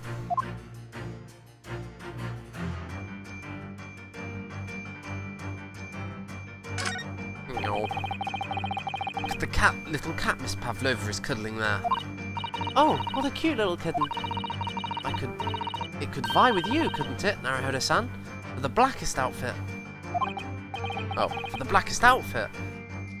Black kitten. And from the look of this picture, at least, Miss Pavlova seems very attached to it.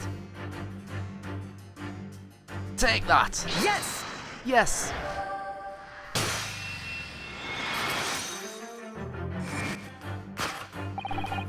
Without doubt, your friend is the little kitten we see before us. Yes, the scratch on the back of your hand makes that abundantly clear. Oh no! The whereabouts of this black kitten isn't clear. What is clear is that you brought the animal with you when you ran away, didn't you? Ah! Raka is my best friend. I couldn't leave her behind. Darka would appear to be a Russian blue. And yet, that fact leaves us in quite a quandary. The victim's written observations on the night in question tell of a speckled band, Whereas, regrettably,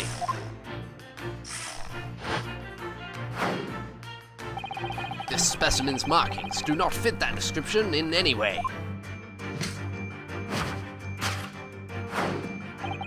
What explanation can we then give, pray? What was this sight that fell upon the victim's eyes last night? No, don't look at me. This has nothing to do with any of this. Oh, but it does. You have the answer to this quandary even now, hidden behind your back. I think this is right. Yes, that thing which you are trying, but failing, to conceal. It can only be the snake's loud skin. Wait, what? This is wrong then. That's not the snake's loud skin. You see that? She just took something out of her pocket and hid it behind her back. She just left it in her pocket. No one would have ever known. Oh yes, ploys like that are Mr. Sholmes' specialty. He's ever so clever. He's ever so cleverly forced her to reveal something. I thought deduction was his specialty. Or maybe making believe that was a ploy too. Anyway, I find it hard to believe that that's the skin of a snake. Which case? Okay, it's not the skin of a snake. I thought it was. It would have made sense. Sort of. Just what is Miss Pavlova hiding behind her back?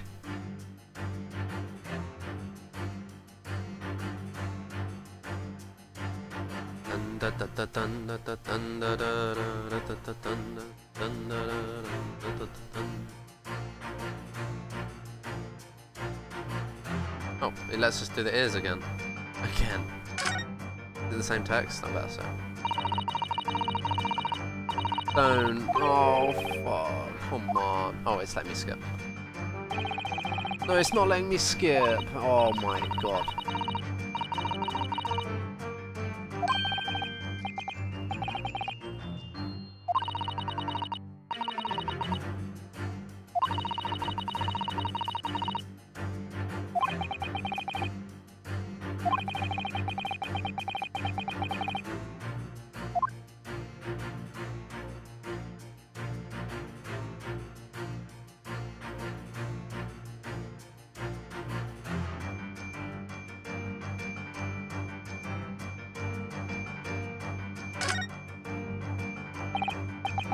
Well, it is speckled and it is a band, but what is it? What is it? It seems to be soft and fluffy, a long piece of cloth of some sort. That looks like a handle at one end.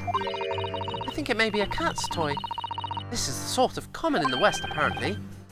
Now, is that a toy for cats?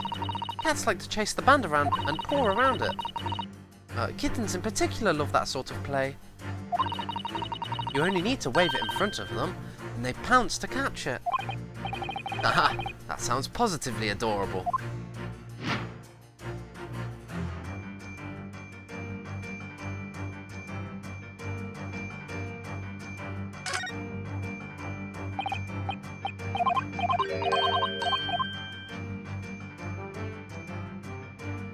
Take that! Yes! Yes!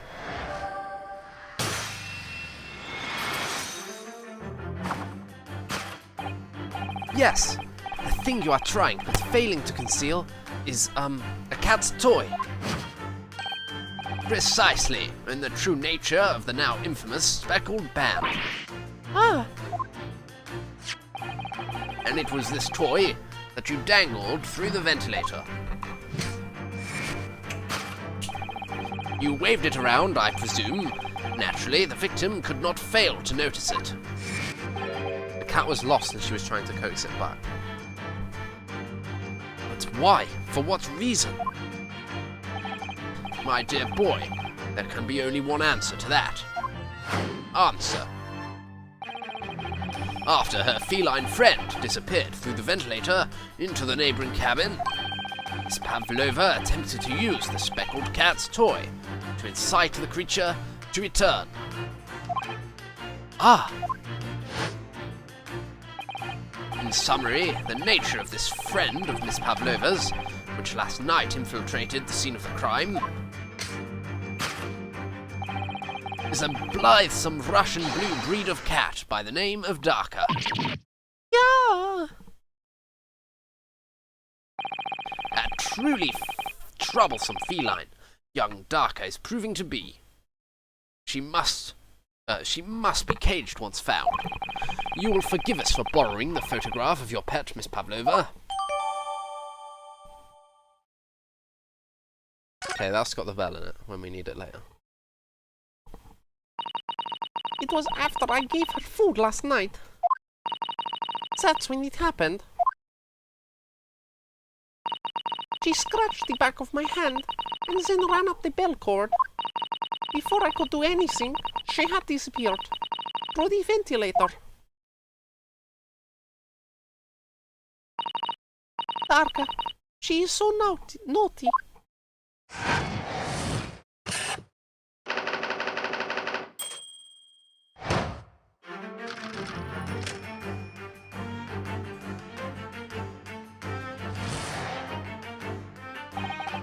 Moving on, we come to the heart of the matter, the grim demise of the victim. How did this young man lose his life, and why? According to the data of which I have been apprised, it would appear there are no visible signs of injury. Ah, In fact, the circumstances of the victim's death can only be explained by a terrible venom. what Mr. Sholmes says is true. There were no signs of a wound anywhere on Kazuma-sama's body. That's right. Mr. Sholmes seems to be unaware of one very important detail. Kazuma wasn't poisoned. Yes, it would seem so.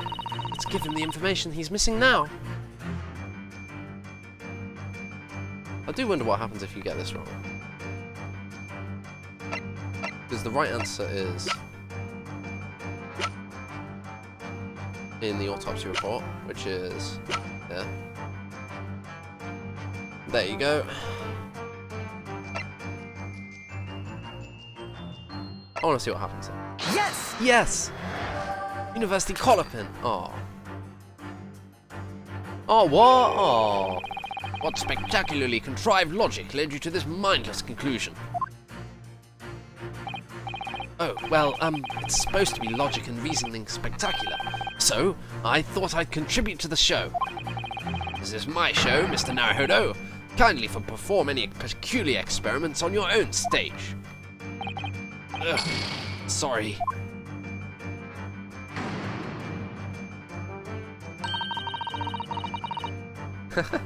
That's kind of weird, but okay, I think that confirms surely that we aren't going to court.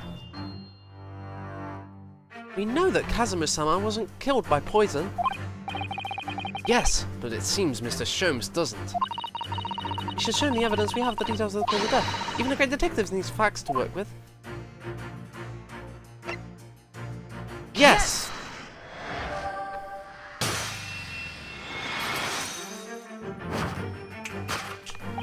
In fact, the circumstances of the victim's death can only be explained by the post-mortem report. Ah, yes. I knew it was one or the other. His neck was... Indeed, the breaking of the cervical vertebrae is fatal. Only that Goliath would be strong enough to survive that.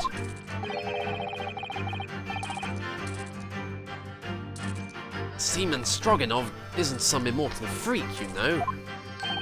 The jury is out. Anyway, we have on good authority that the victim's neck was broken. Now, if we take that as fact, we can reasonably imagine that there remains evidence to infirm it at the scene of the crime.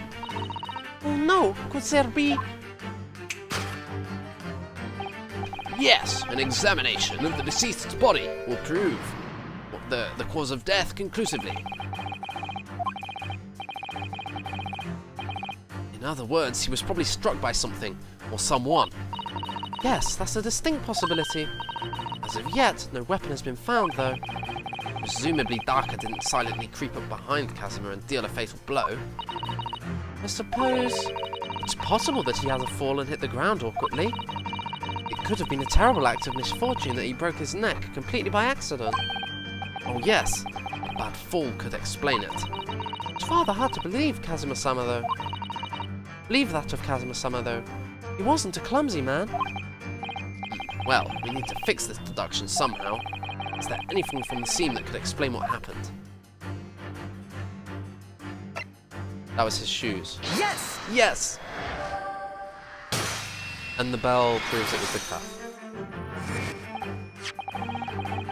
Yes, an examination of the mark on the floor will prove the cause of death conclusively.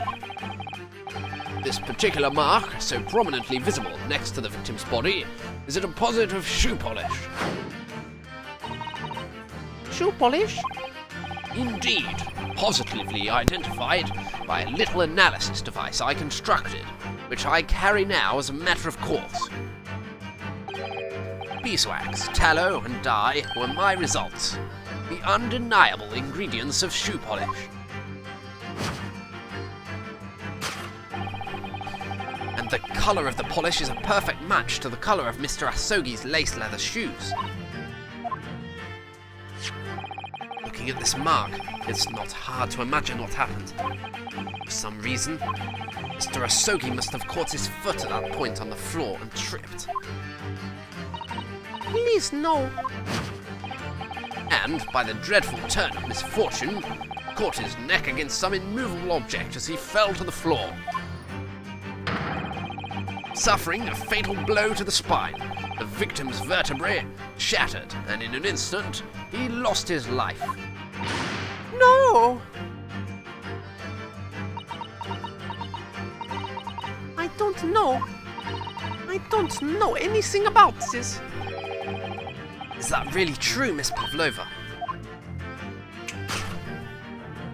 What about the evidence left at the scene where Mr. Asogi lost his life? Yes, the facts are as clear as day to me. You did all you could to conceal the incriminating evidence. But now your involuntary glance betrays the hiding place you chose. That's right, you hid the evidence that links you to the victim's death in that traveling case. I don't believe it. Kazuma-sama's merely tripped over and now he's no more. It can't be true. I refuse to accept it. No, it's hard to believe. The mark on the floor does seem to suggest that's what happened. But if this part of Mr. Sholmes' deduction is right, Miss Pavlova is trying to hide some evidence that will prove it. Here in this cabin, somewhere in this direction that she's cast her eyes. where, I wonder? Let's have a good look around. The answer must be here somewhere.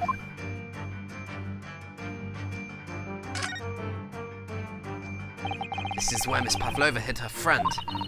That's right, and it wasn't a snake after all. No, it was that cute little kitten she calls Darker. Not that it's anywhere to be seen now. It seems to have let itself out the case and gone exploring. I expect it's wrapped itself around in someone's head somewhere, trying to make a new friend. Either that, or it's scratching their hand to pieces. The point is, where has it got to?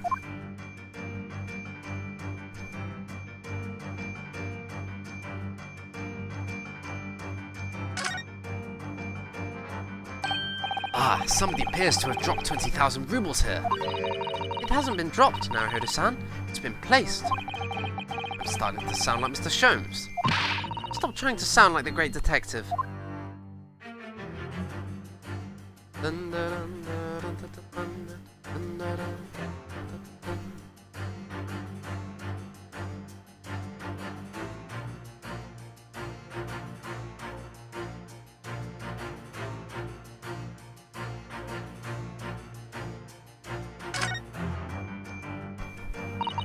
This is a wastepaper basket. Perhaps all the first-class cabins have them. Miss Pavlova only started occupying this cabin late last night. Presumably there's not much rubbish in there yet. The bell. Oh, what's that? It's a broken piece of glass, isn't it? Yes, it is. And I feel like I've seen it somewhere before. It looks familiar. Perhaps it's more than your mind simply playing tricks on you. Yes!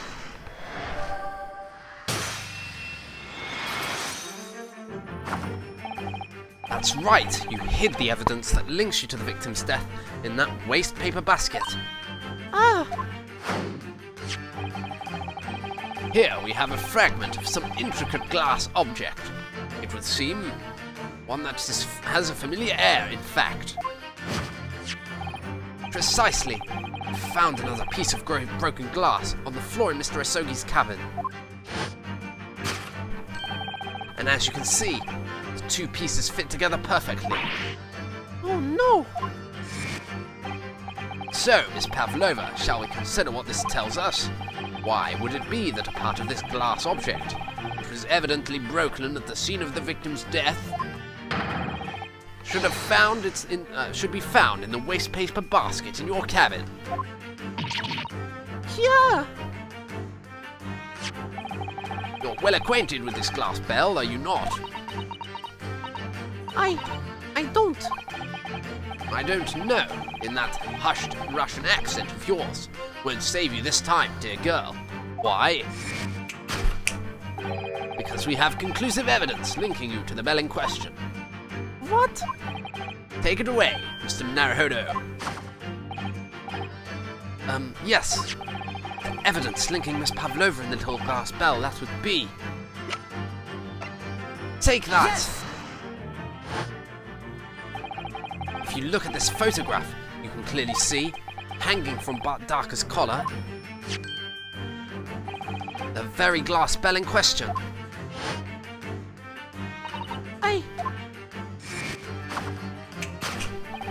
The truth has caught up with you, Miss Pavlova. This young man who lost his life last night did so after a truly inauspicious fall. And the cause of that fateful stumble?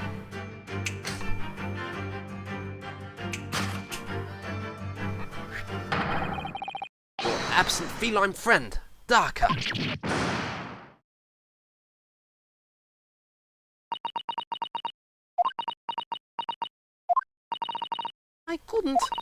I couldn't tell anyone.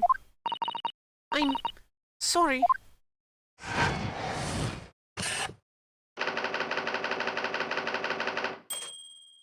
Isn't there an English phrase about tripping over a cat? Right?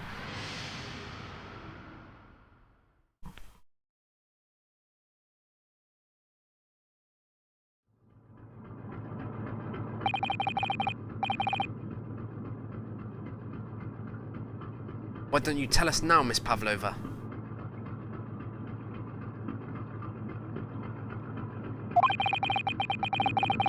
Tell us exactly what happened last night.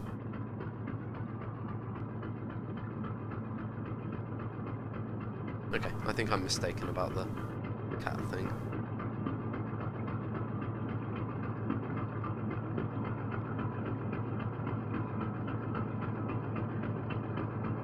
Tell us exactly what happened last night.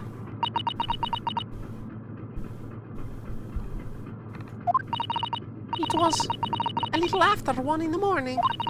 It was so late. But I hadn't had time to feed Darka, so I gave her some food. Yet, and then, all of a sudden, she scratched me and jumped out of my hands. People do say that cats become very anxious and nervous in new environments. She was so fast. She disappeared through the ventilator before I could stop her. And that is how you acquired the rather nasty wound on the back of your hand, I take it. And I had read the, rules on the wall. I knew that it was not allowed to bring Darka with me. Yes, modern science suggests that animals can carry infectious diseases. It's a precaution, really. That's quite relevant. So I listened and listened, trying to hear if there was some noise in the next cabin. It was very quiet. I was sure if someone was there, he must be sleeping. So at that point, you thought it safe to try and lure the kitten back again. By dangling the end of their toy through the ventilator through the ventilator and into the adjoining cabin. Darka always loves his toy, but it didn't work. Nothing worked. I tried using her favorite toy, I tried whistling to her softly, but nothing. She didn't return. So the faint whistling sound Kazuma wrote about in his diary was Miss Pavlova, trying to retrieve her pet. Cats have a propensity to remain hidden in the shadows when frightened. Yes, so there was nothing else I could do. I just had to wait until she had climbed down. But then...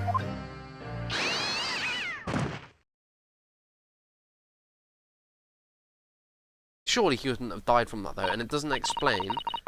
I think he got injured like that. But that doesn't explain the writing on the floor. Right? Why would he write garderobe? Right? Maybe he really did.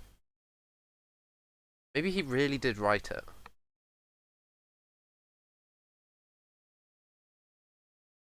To let them know that I was there for some stupid reason.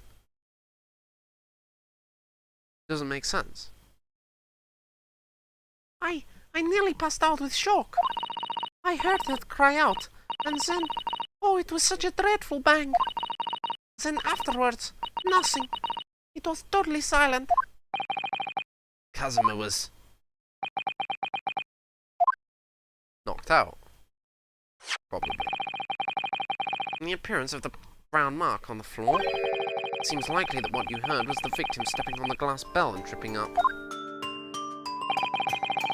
The SS Burya is a large vessel, but even she can pitch and roll violently without warning. Mr. Asogi was already off balance as a result of the ship lurching when the kitten got under his feet. A combination of unfortunate factors could have easily caused him to fall over. I don't buy this. But what became of the kitten afterwards?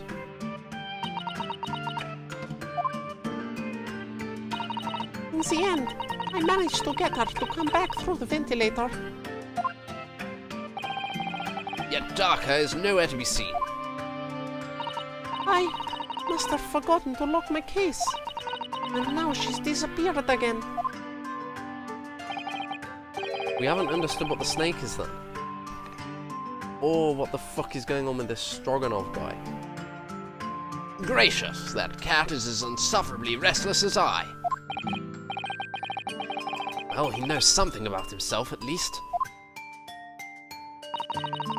When I woke this morning, I heard that a young man in the cabin next to mine had died. But I couldn't bring myself to tell anyone what had happened. I was too scared. Scared that they would send me back. Oh, hold on a minute. What about the snake? You're right, where is it? If the snake isn't your friend, Miss Pavlova, then whose is it and where did it come from? What on earth is such a dangerous creature doing on board this ship? Well, it's Stroganov's pet. Oh, I didn't say. Snake is my friend. His name is Piroshko. What? That snake belongs to you? He escaped from cave when emergency alarm sounded. I was looking for him. I did not expect to find him in here. Yes, how did that snake get into this cabin? We don't know why we all got a headache, too. It must have crawled through the speaker thing. But animals are not permitted on board. Ha! We are at sea for 1 year. You want to be so long without close friend, without someone who understands. Did you find someone a little more human who understands you better? But my dear burly fellow, a gargantuan venomous snake, surely you can appreciate the danger you're putting everyone in. No venom. Piroshko does not have venom. And he has no fangs either. See?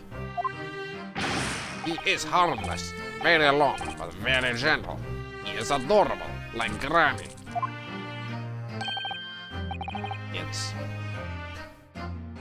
Ah, it's venomless. Yes.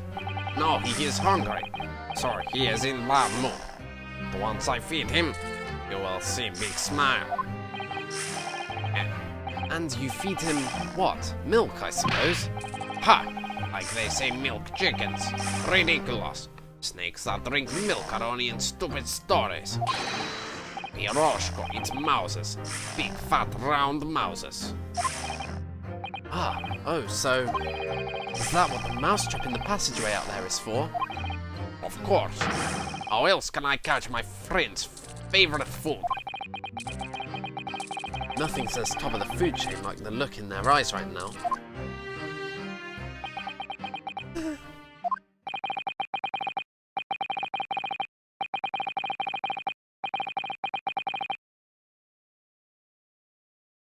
Art of deduction. It refuses to drink milk, it can't hear a whistle, it can't climb up a bell cord, and it's not even venomous. How the deuce did something so inept land in a starring role?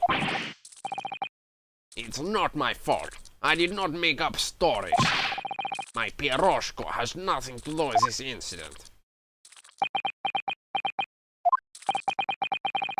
So that's what happened. That's the truth behind my best friend's tragic death.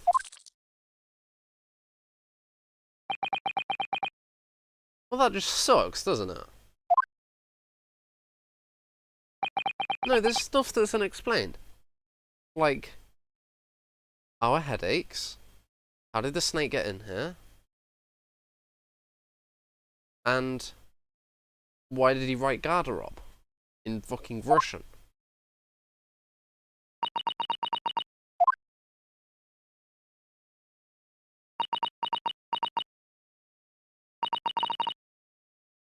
Miss Pavlova? I understand the difficult situation you found yourself in, and I do sympathize. But please remember this. A young man lost his life. You're going to attempt to cover up your guilt with lies, then no matter what the circumstances, I cannot forgive you. What? What are you talking about, Miss Mikotoba? What lies? Miss Pavlova just confessed everything.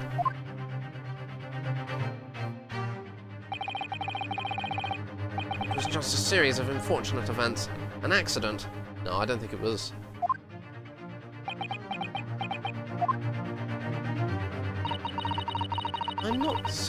I'm no great detective like Mr. Sholmes.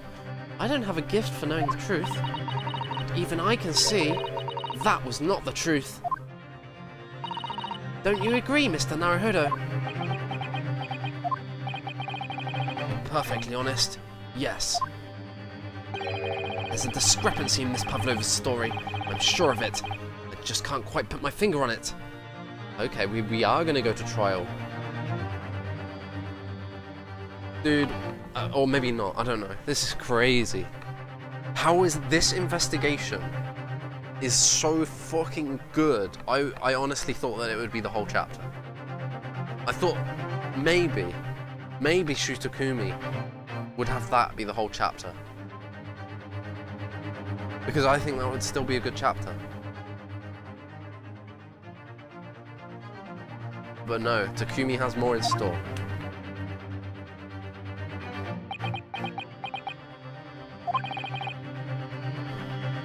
But I confess, I was intending to let Scotland Yard deal with any outstanding issues on this matter.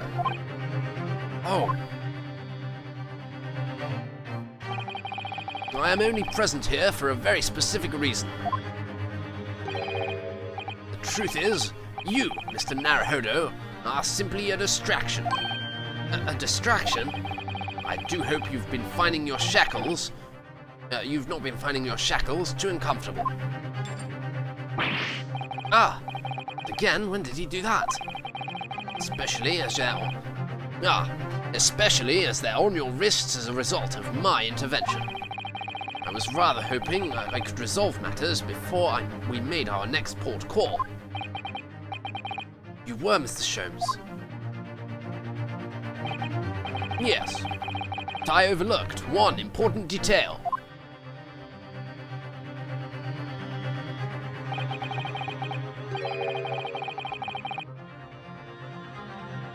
Ah, the deceased young man was a very close companion of yours.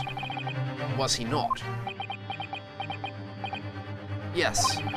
Kazuma was my closest friend. I owed him my freedom, even.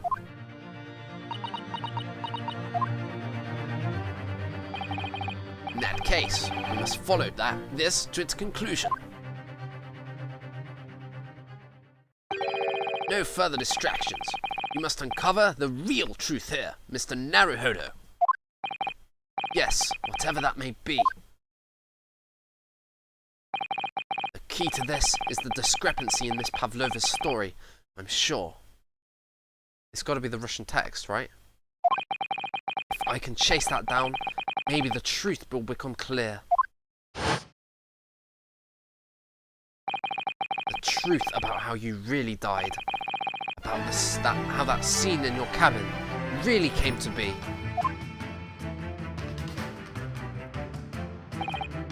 Alright, I'll see what I can do. Excellent.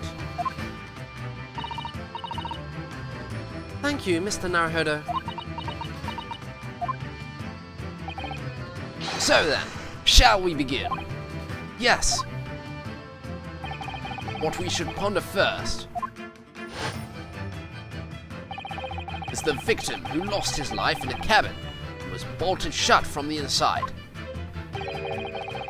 Was this truly an unfortunate accident?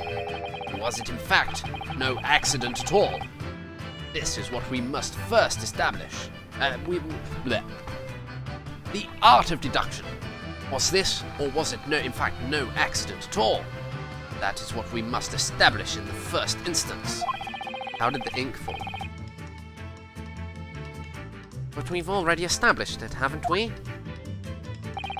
The man tripped over the kitten that had climbed into his cabin via the ventilator. Tragic, yes, but still an accident. Hold it! Hold it! Hold it! Hold it! Wait, let's just take a step back. It doesn't make sense if that's really what happened, does it? I'm going to have to ask you to spell it out for me, I'm afraid. Yes, it's starting to take shape now. There's a clear contradiction between the facts and Miss Pavlova's story here. The evidence is right there in Kazuma's cabin. It's undeniable. His death couldn't possibly have been a mere accident. Really? Let us show our hand, Mr. Naruhodo. Time to present the evidence. The evidence that proves unequivocally that the victim's death was no mere accident.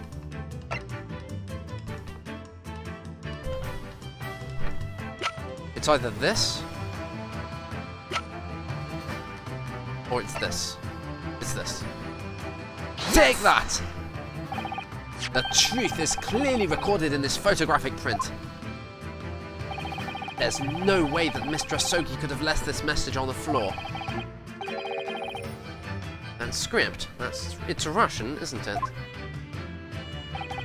Indeed it is. The word written means wardrobe. I see what you mean. Most people would leave a dying message in their native language. Japanese in this case. But maybe he was studying Russian. It is simple language. He could have picked it up very fast. Doesn't seem likely. That's actually not the point. Makes no difference whether he knew Russian or not. Sorry, what do you mean? Exactly what I said before. There is no way that Mr. Asogi could have left this message on the floor. The reason why is clearly explained in here. Damage to the cervical vertebra resulting in an instant death. Instant death.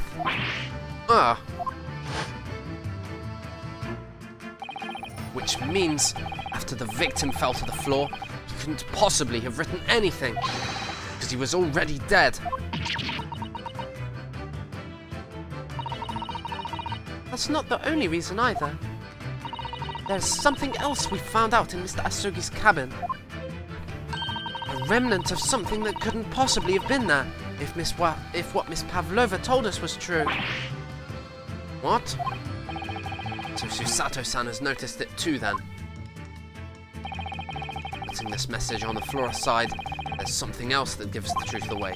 Another piece of evidence that proves this was no mere accident. In other words...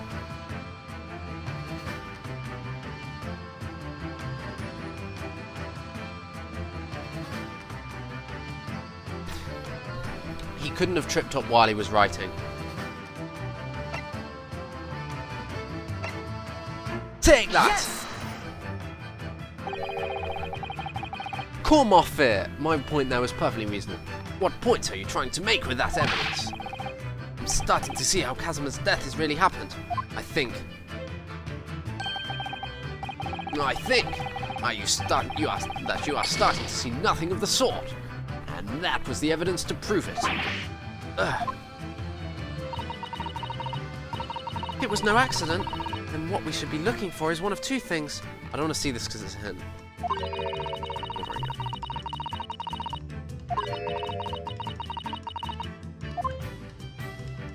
If I need the hint, I'll read it. Most compendiously put, my dear madam.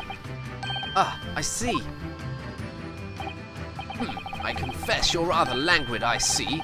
Doesn't fill me with confidence, Mr. Naruhodo. Don't worry, Mr. Naruhodo. I believe in you. Well, more than Mr. Sholmes does anyway. Yes, it's starting to take shape now. There's a clear contradiction between the facts Miss Pavlova's story here. Evidence is right there in Kazuma's cabin. It's undeniable. Putting his message on the floor aside, there's something else that gives the truth away. Another piece of evidence that proves this was no accident. In other words...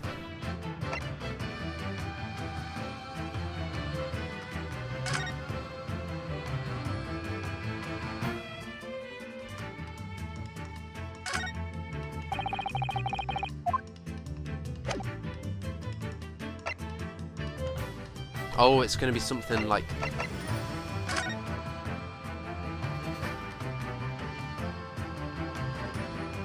I might swap the WASD and the arrow keys, because that's kind of annoying.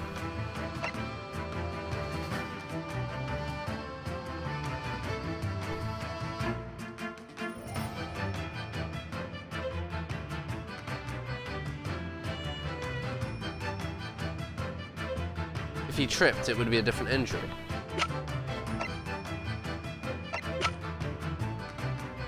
Take that! Yes!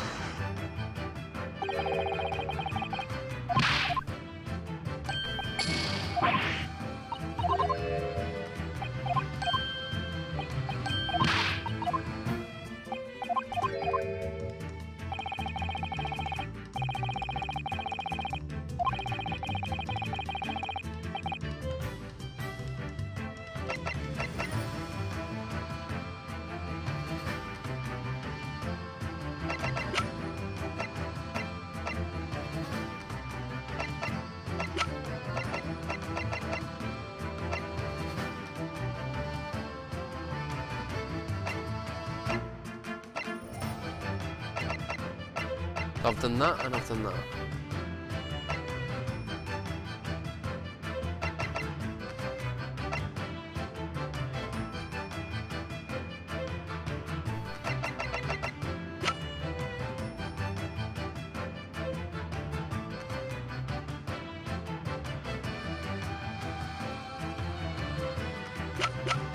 I'm gonna read the hint.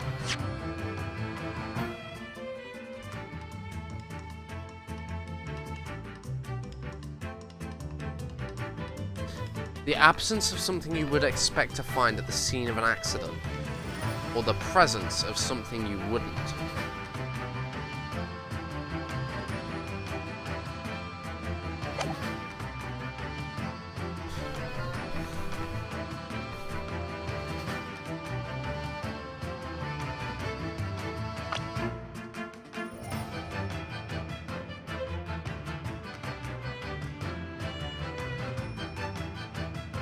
The absence of something.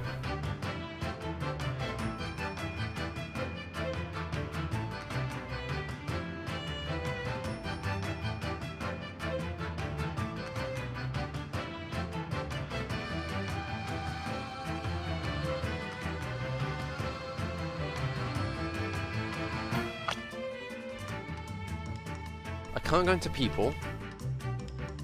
The absence of something. Is it his badge?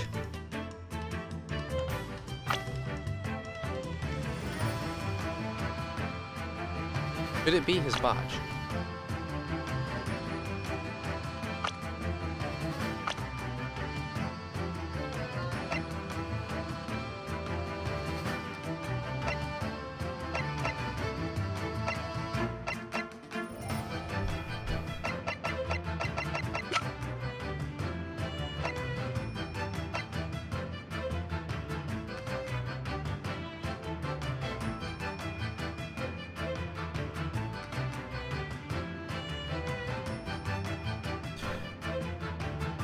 You should expect to see that he has written something. Yes! I already tried this. Idiot.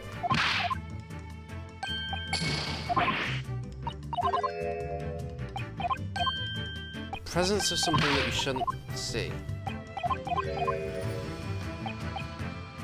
Putting this message on the floor aside.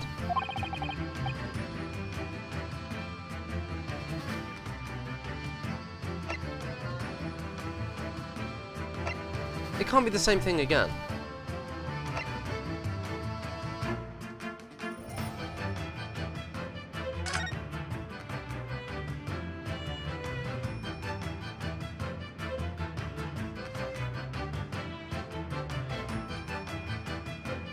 I'm really stuck here.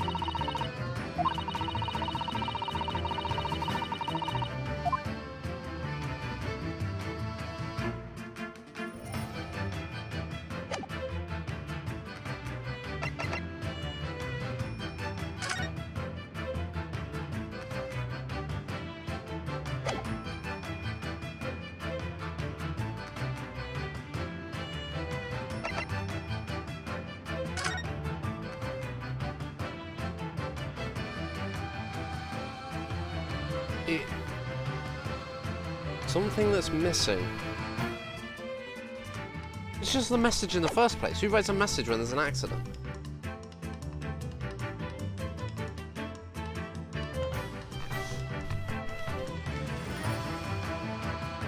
Yes!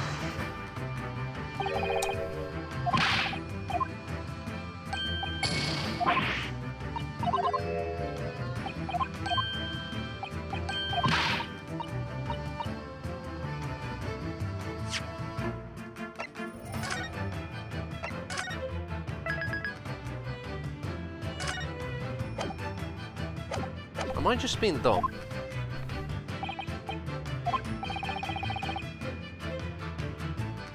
I need to hear Miss Pavlova's story again.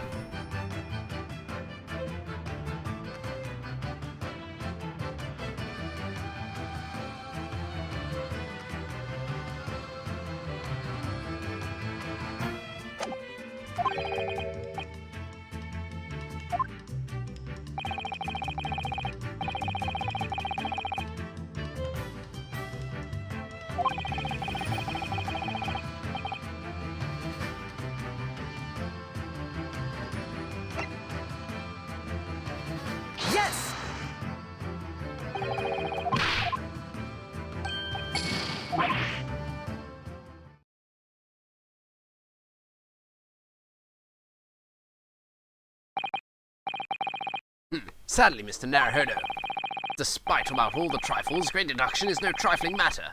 There's no place for guesswork. Sorry. I'm afraid you've developed a shocking habit for it, and it's quite destructive to the logical faculty. Reasoning is an art. There are only so many times you can erase your work. Words, I need to think everything through again from the start. Don't lose heart, Naruhodo-san. I believe in you. Those eyes of yours won't let you down. I'm sure they'll help you find the truth in the end. Right, I need to trust in my own observational skills. The key to this is the discrepancy in Miss Pavlova's story, I'm sure. If I can chase that down, maybe the truth will become clear.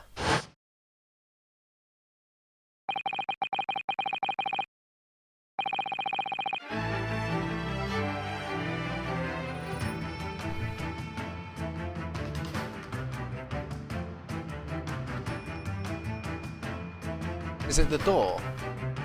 Is it... It's not the badge.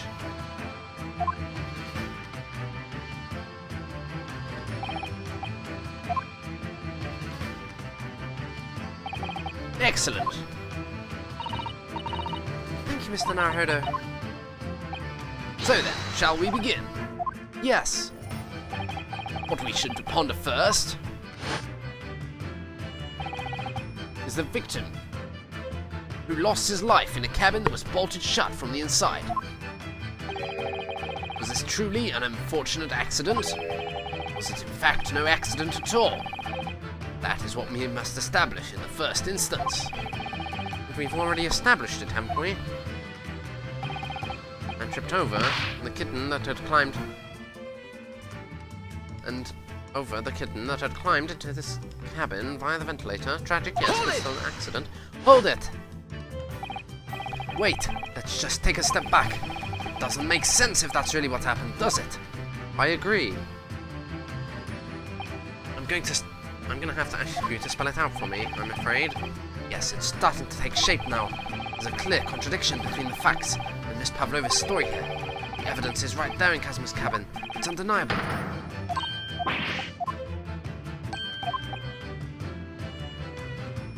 So this is just... present the autopsy. Yes! Yes! What the fuck?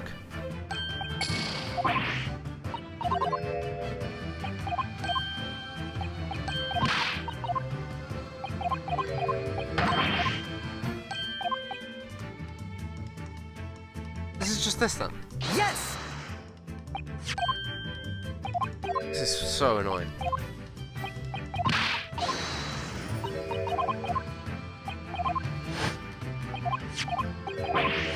I'm missing something so obvious on it now.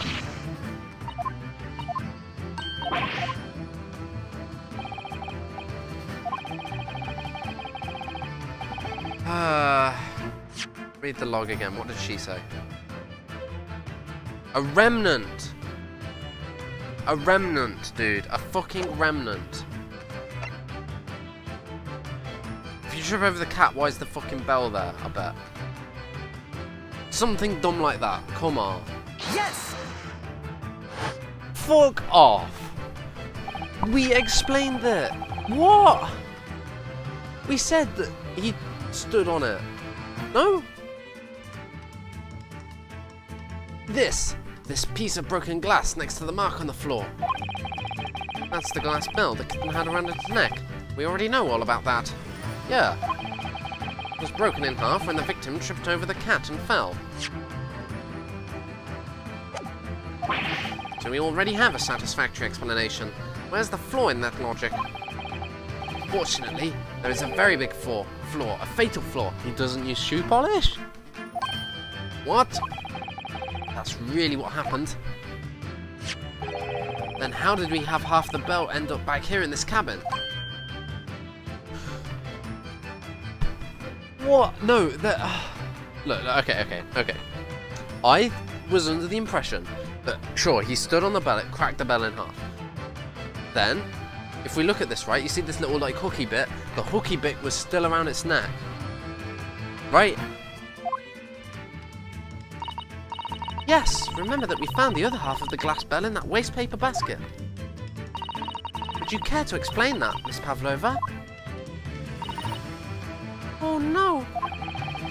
Both these pieces of evidence clearly point to the same conclusion. That when Mr. Asogi died last night in this cabin,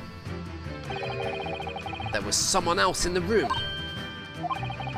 And that same person deliberately arranged the scene to disguise the truth in order to cover up his or her own guilt. Yeah! Yes, there was someone else present in Mr. Asogi's... Hold it! You are wasting time. Someone else was there. Duh, of course. We know this. What are you talking about? Bulkhead was bolted shut from inside. There was no way on the route. Oh, yes. And only other person in cabin with when your young student died was you. Yes! It's true, I was in the cabin when it happened. You were shut inside. Why did I just give him Edgeworth class?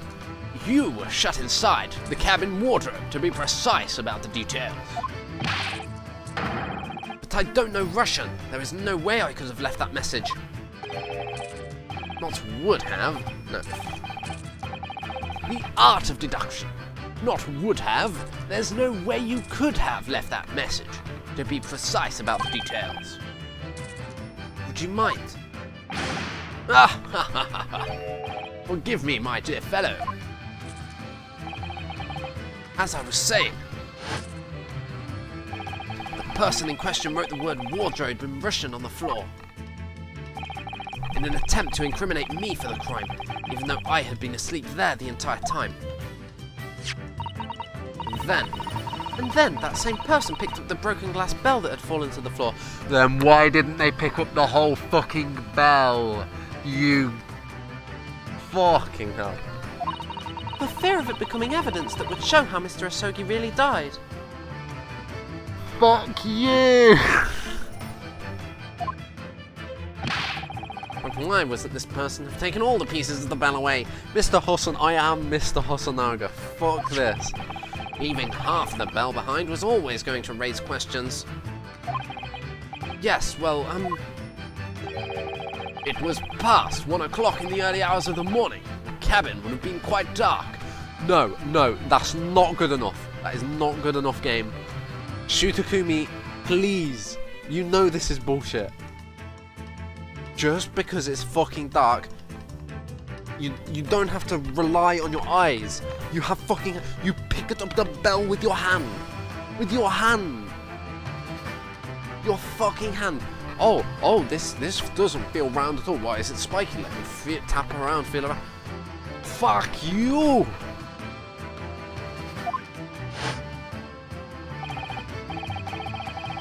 Блядь, иди нахуй! The art of deduction. The single small lamp suspended from the ceiling would have barely cast any light onto the floor yet. There. What? Oh, this is bullshit. This is not. Little wonder then that the culprit failed to notice a fragment of the tiny item. No. You all suspect me, don't you? Hold it! Yeah. These two are working together. Or like, he's covering for her. He let her on the ship in the first place. Hold it! It's the seaman Stroganoff. Nina is woman of sea. She is daughter of strong sailor. 2 years ago, they noticed her dancing skills and she went away to join ballet company. Oh, she's her dad. Wow. But before, she was dancer on... Oh, maybe not her dad, but close enough. A daughter of someone on the crew. But before, she was dancer on the ship, a member of ship's band. You do not accuse ship's angel of being criminal. Ah, so that's it. You say that when young Jordan died, Nina was there in cabin. But that is not possible.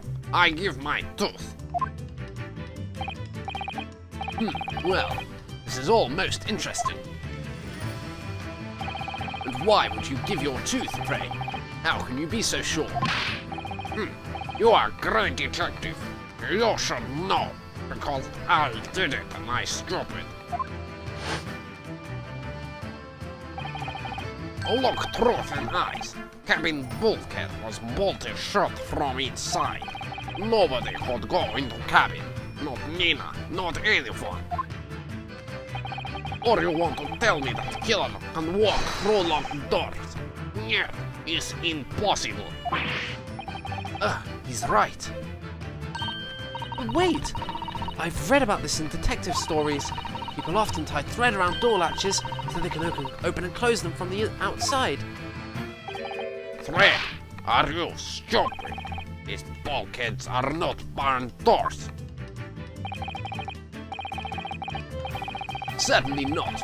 These are watertight doors, as one would expect to find on any modern steamship. Constructed of heavy steel, with not a gap in sight. No threads or needles or magnets could have been used. No, of course not. I thought so too. Mr. Naruhodo suggested it earlier, so... Susanto-san, how could you shift it onto me like that?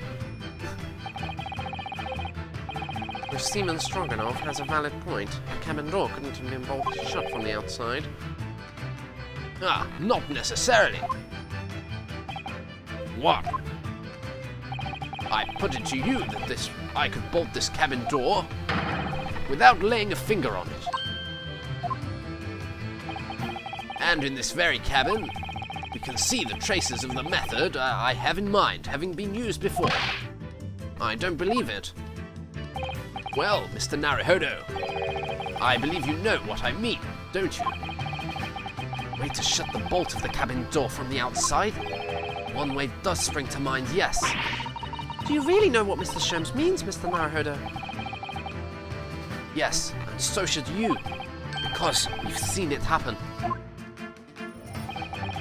Indeed we have. So, would you care to do the honors, Mr. Naruhodo? Point out the telling signs of the method that was used to slide the cabin bolt across.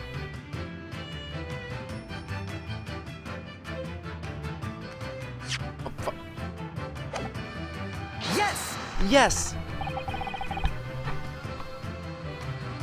Look at the bookcase there. See how all the books and things have toppled over? That must have happened when this ship made its emergency stop before. Yes, that's right. It's a very powerful vessel, after all. When the engines are thrown into reverse, a violent jolt goes across the entire ship. Any small objects that aren't fastened down are bound to fall over. I believe, yes, it's what's known as the force of inertia acting on the objects. Is there nothing Susato-san doesn't know? Or isn't it? Or that isn't in her book, at least. Whatever it's called, the same force that pushed over those books on the bookcase also made something else in this cabin move. The bolt on the cabin door. Ah! It was very obvious just after the emergency stop that the ship made earlier. We had come into this cabin not long before, and we hadn't bolted the door. But then...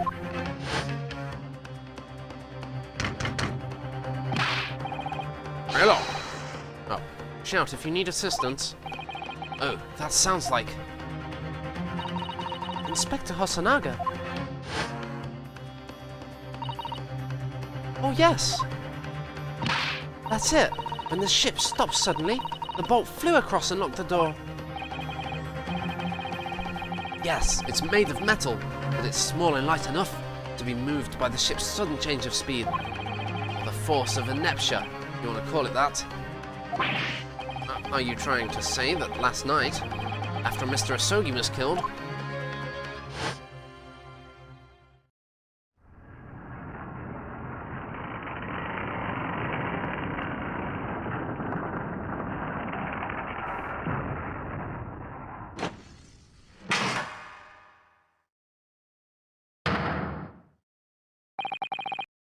SS Burrier made another emergency stop? When I woke up this morning and looked around the cabin, I thought it looked a little odd. All the books on the shelves had toppled over, and all the ornaments. It was almost as if someone had run their hand across the shelves and deliberately knocked everything over. Oh yes, I remember that. And I stood them all up again, didn't I? And when we came into this cabin, we were surprised to see the same thing in here. All the books and everything had toppled over, just like in Mr. Asogi's cabin. Oh my! Do you have anything to say about this, Miss Pavlova? Are you out of your mind? You say Burger made an emergency stop. It does seem a little far-fetched. How could that possibly have happened? Unless you're saying that the culprit is actually someone from the engine room. Oh, it is simple enough. Are you forgetting the button in this passageway outside, used to trigger the emergency alarm? Oh yes, of course. There was a notice, wasn't there, telling you to only press the button in times of emergency. On dark nights when the fog is dense, the captain cannot afford to rely on the eyes of his lookout alone. Hence the placement of a number of buttons around the vessel to allow any crewman to raise the alarm. The sort of button one is almost compelled to press to satisfy one's curiosity. Wait, it was you. When the button is pressed. Oh, he was the one who pressed it just now. When the button is pressed, two things happen in the interests of safety. Emergency alarm bell rings, the vessel comes to a complete stop. As indeed it did a little earlier today.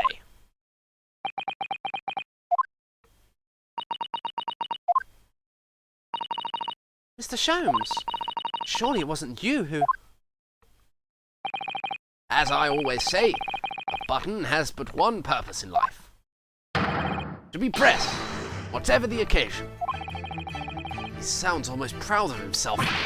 How dare you mess with ship? I report you to Captain. You are in much trouble now. Now, I'm sure that can all wait until later. Let us not overlook the fact that we have now learnt a valuable lesson. The vessel makes an emergency stop, the bolts on the cabin door slide closed. So, what we must now consider...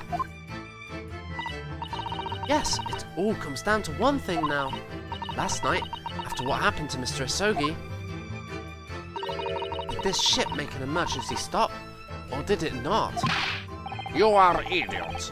Barrier is a huge ship with many passengers. If we make emergency stop, even in middle of night, there would be chaos everywhere. True, but why has everyone got a headache then? What are your thoughts, Mr. Naruhodo? Mr. Naruhodo. Oh. Well, it's certainly possible that some kind of emergency happened last night. We have evidence to support that idea. Really? What evidence, Mr. Naruhodo? Naruhodo. Fascinating. Do show us, my good man, what evidence promotes the theory that some emergency gripped this vessel last night. Take that! Seaman Stroganoff. It's your duty to patrol the first-class area of the ship. Isn't that right? Da, that is correct. Why? It's the ship's log here. Would be where you record the details of your duties. What are you doing with that? That is mine. You rather carelessly left it atop the little makeshift bureau in the passageway out there. But as a responsible passengers, we took it into our care, with a mind to return it to you later. I left it there on purpose. That is where I put it always. Point is, looking at what you usually record, it's clear that under normal circumstances, you write the phrase "nothing to report" every 30 minutes. But from 2 o'clock last night until this morning, Nothing was recorded at all. Nothing recorded in the log. That is... Duh. Because nothing happened. If nothing happened, you would normally write, nothing to report, wouldn't you? Indeed so, which tells us that shortly after 2 a.m., something happened here aboard the SS Burya. Something sufficiently significant to make you forget to write in the ship's log, in fact. Are you suggesting that the ship really did make an emergency stop in the middle of the night? You stop talking rubbish. If I'm perfectly honest, I find that a little hard to believe myself. Oh, why? Well, as if something as major as an emergency stop really had happened. Surely all of us would have noticed. That's very true. Thanks to the emergency stop we experienced earlier, we all know what it feels like now. The ship lurched so violently, and the alarm bell was so loud. I can't imagine that anybody would sleep through that, even if it happened in the dead of night. Well, no, that's a good point. Don't be collective amnesia. It's so bad. It's so dumb if it's that.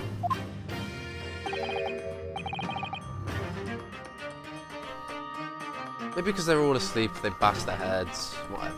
I don't know. It's stupid. What of the throbbing? Wait a minute.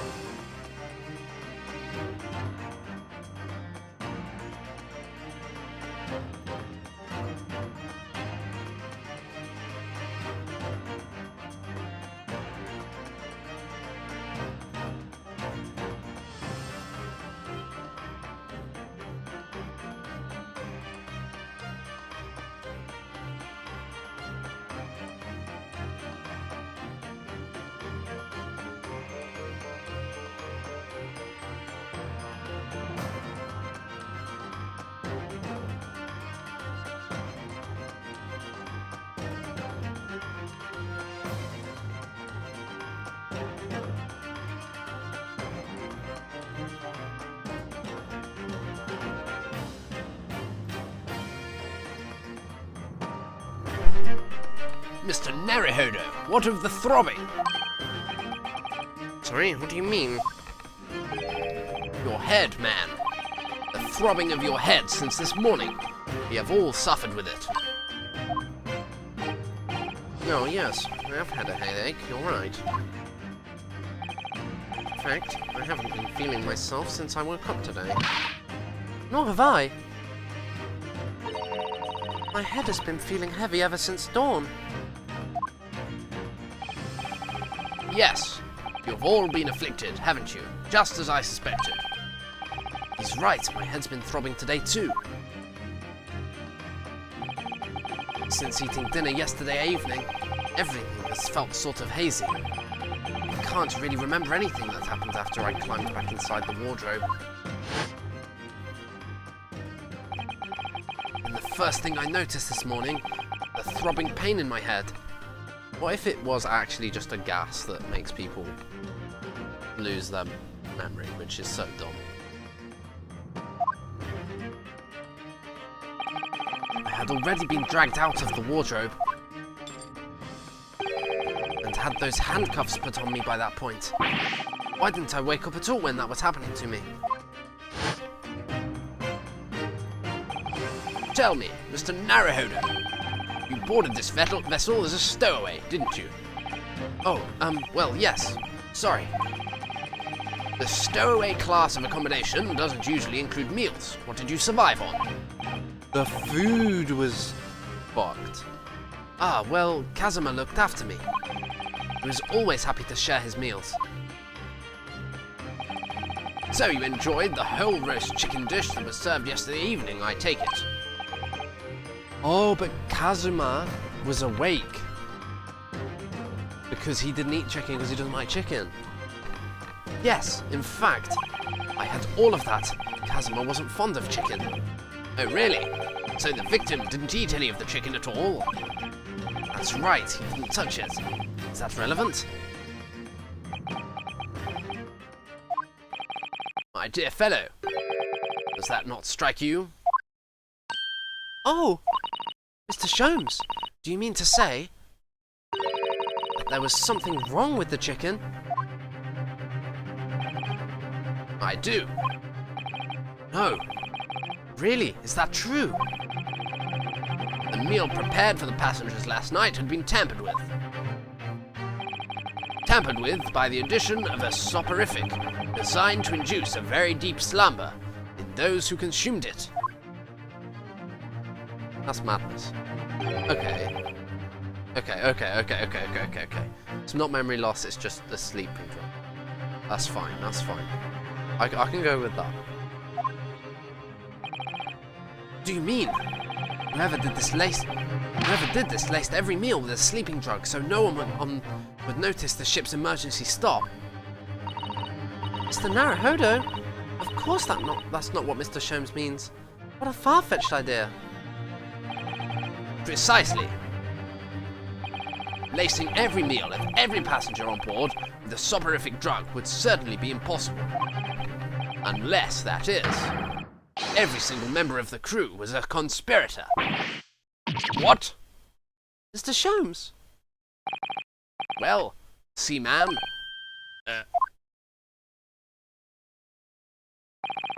I'm sorry to say that any more deception in this matter will get you nowhere. If you refuse to talk, there would have to be an inquiry made through to the shipping company, of course. And were that to happen, every member of the crew and the captain himself would be hauled over the coals for aiding and abetting a renegade.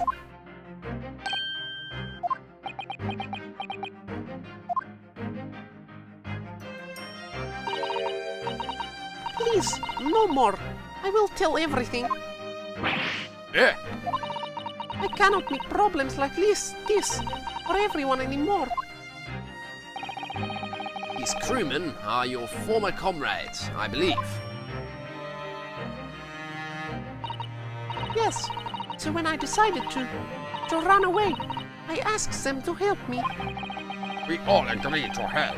everyone together. We threw away everything, our fame in the ballet, Mother Russia. We wanted to help our angel. I don't believe it. You are right. We put sleeping dragon chicken last night. Yes, I remember now. I did notice chewing on a lump of something strange and bitter at one point. Ah, could not make all drug. How do you say? Dissolve. Talk about heavy seasoning. At midnight, waters near Shanghai, we brought our angel on board. She was helped by comrade on shore with small fishing boat. While all the passengers of the SS Burya slept soundly. Thanks to the almost magical efforts of the slumber-inducing potion their evening meals had contained. So if that's what happened, the only people awake on the ship last night were the crew, people who disliked chicken, and the newly boarded passenger, Miss Pavlova. That means it would have been possible for you. Could have used the emergency stop trick to lock Kazuma's cabin door.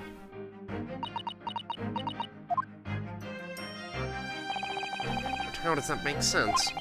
Surely every cabin door would have ended up locked in that case, and there would have been complete chaos. Oh, I wouldn't say so. What? Ah, of course.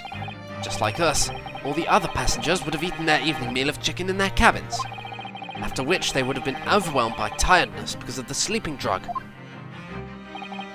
Quite, and accordingly, all passengers were already in their cabins for the night. Yes.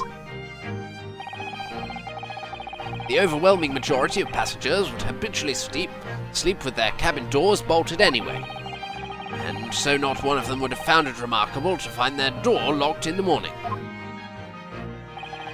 In summary, in order to fasten the bolt of a single cabin door on the ship, the culprit brought the entire vessel to an emergency stop in the early hours of the morning.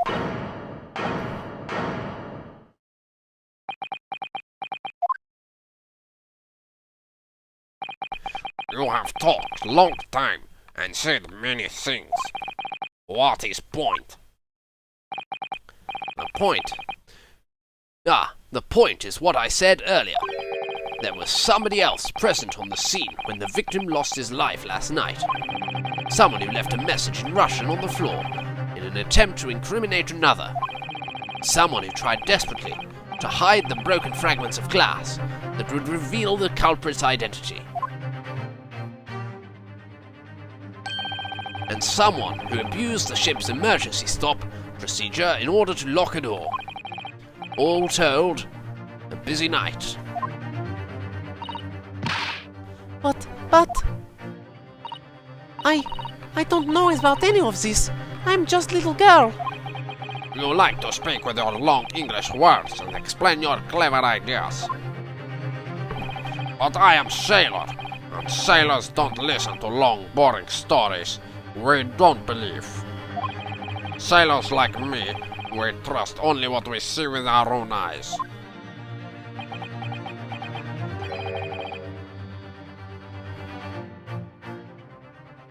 A laughable trait. What? I am quite of the same disposition, my good man. Observation to me is everything. Mr. Naruhodo. Oh, yes? Do you hear it? The accusatory cry of guilt in the wind. What accusatory cry of guilt? Sorry, you've lost me. Proof of involvement, man. But you can't hear such a call with your ears. No. You must hear it with your eyes, for observation is the basis of all deduction. What are you talking about? I believe that the time has come for one final logic and reasoning spectacular to expose the truth. Okay, so there is no court, and this is the end. And oh man, this chapter is crazy.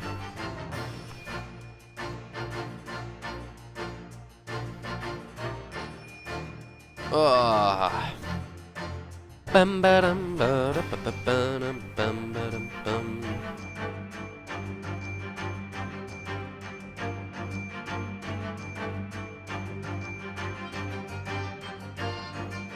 Oi, oi, oi, oi, oi. I think I'll end it there and save this for the next one.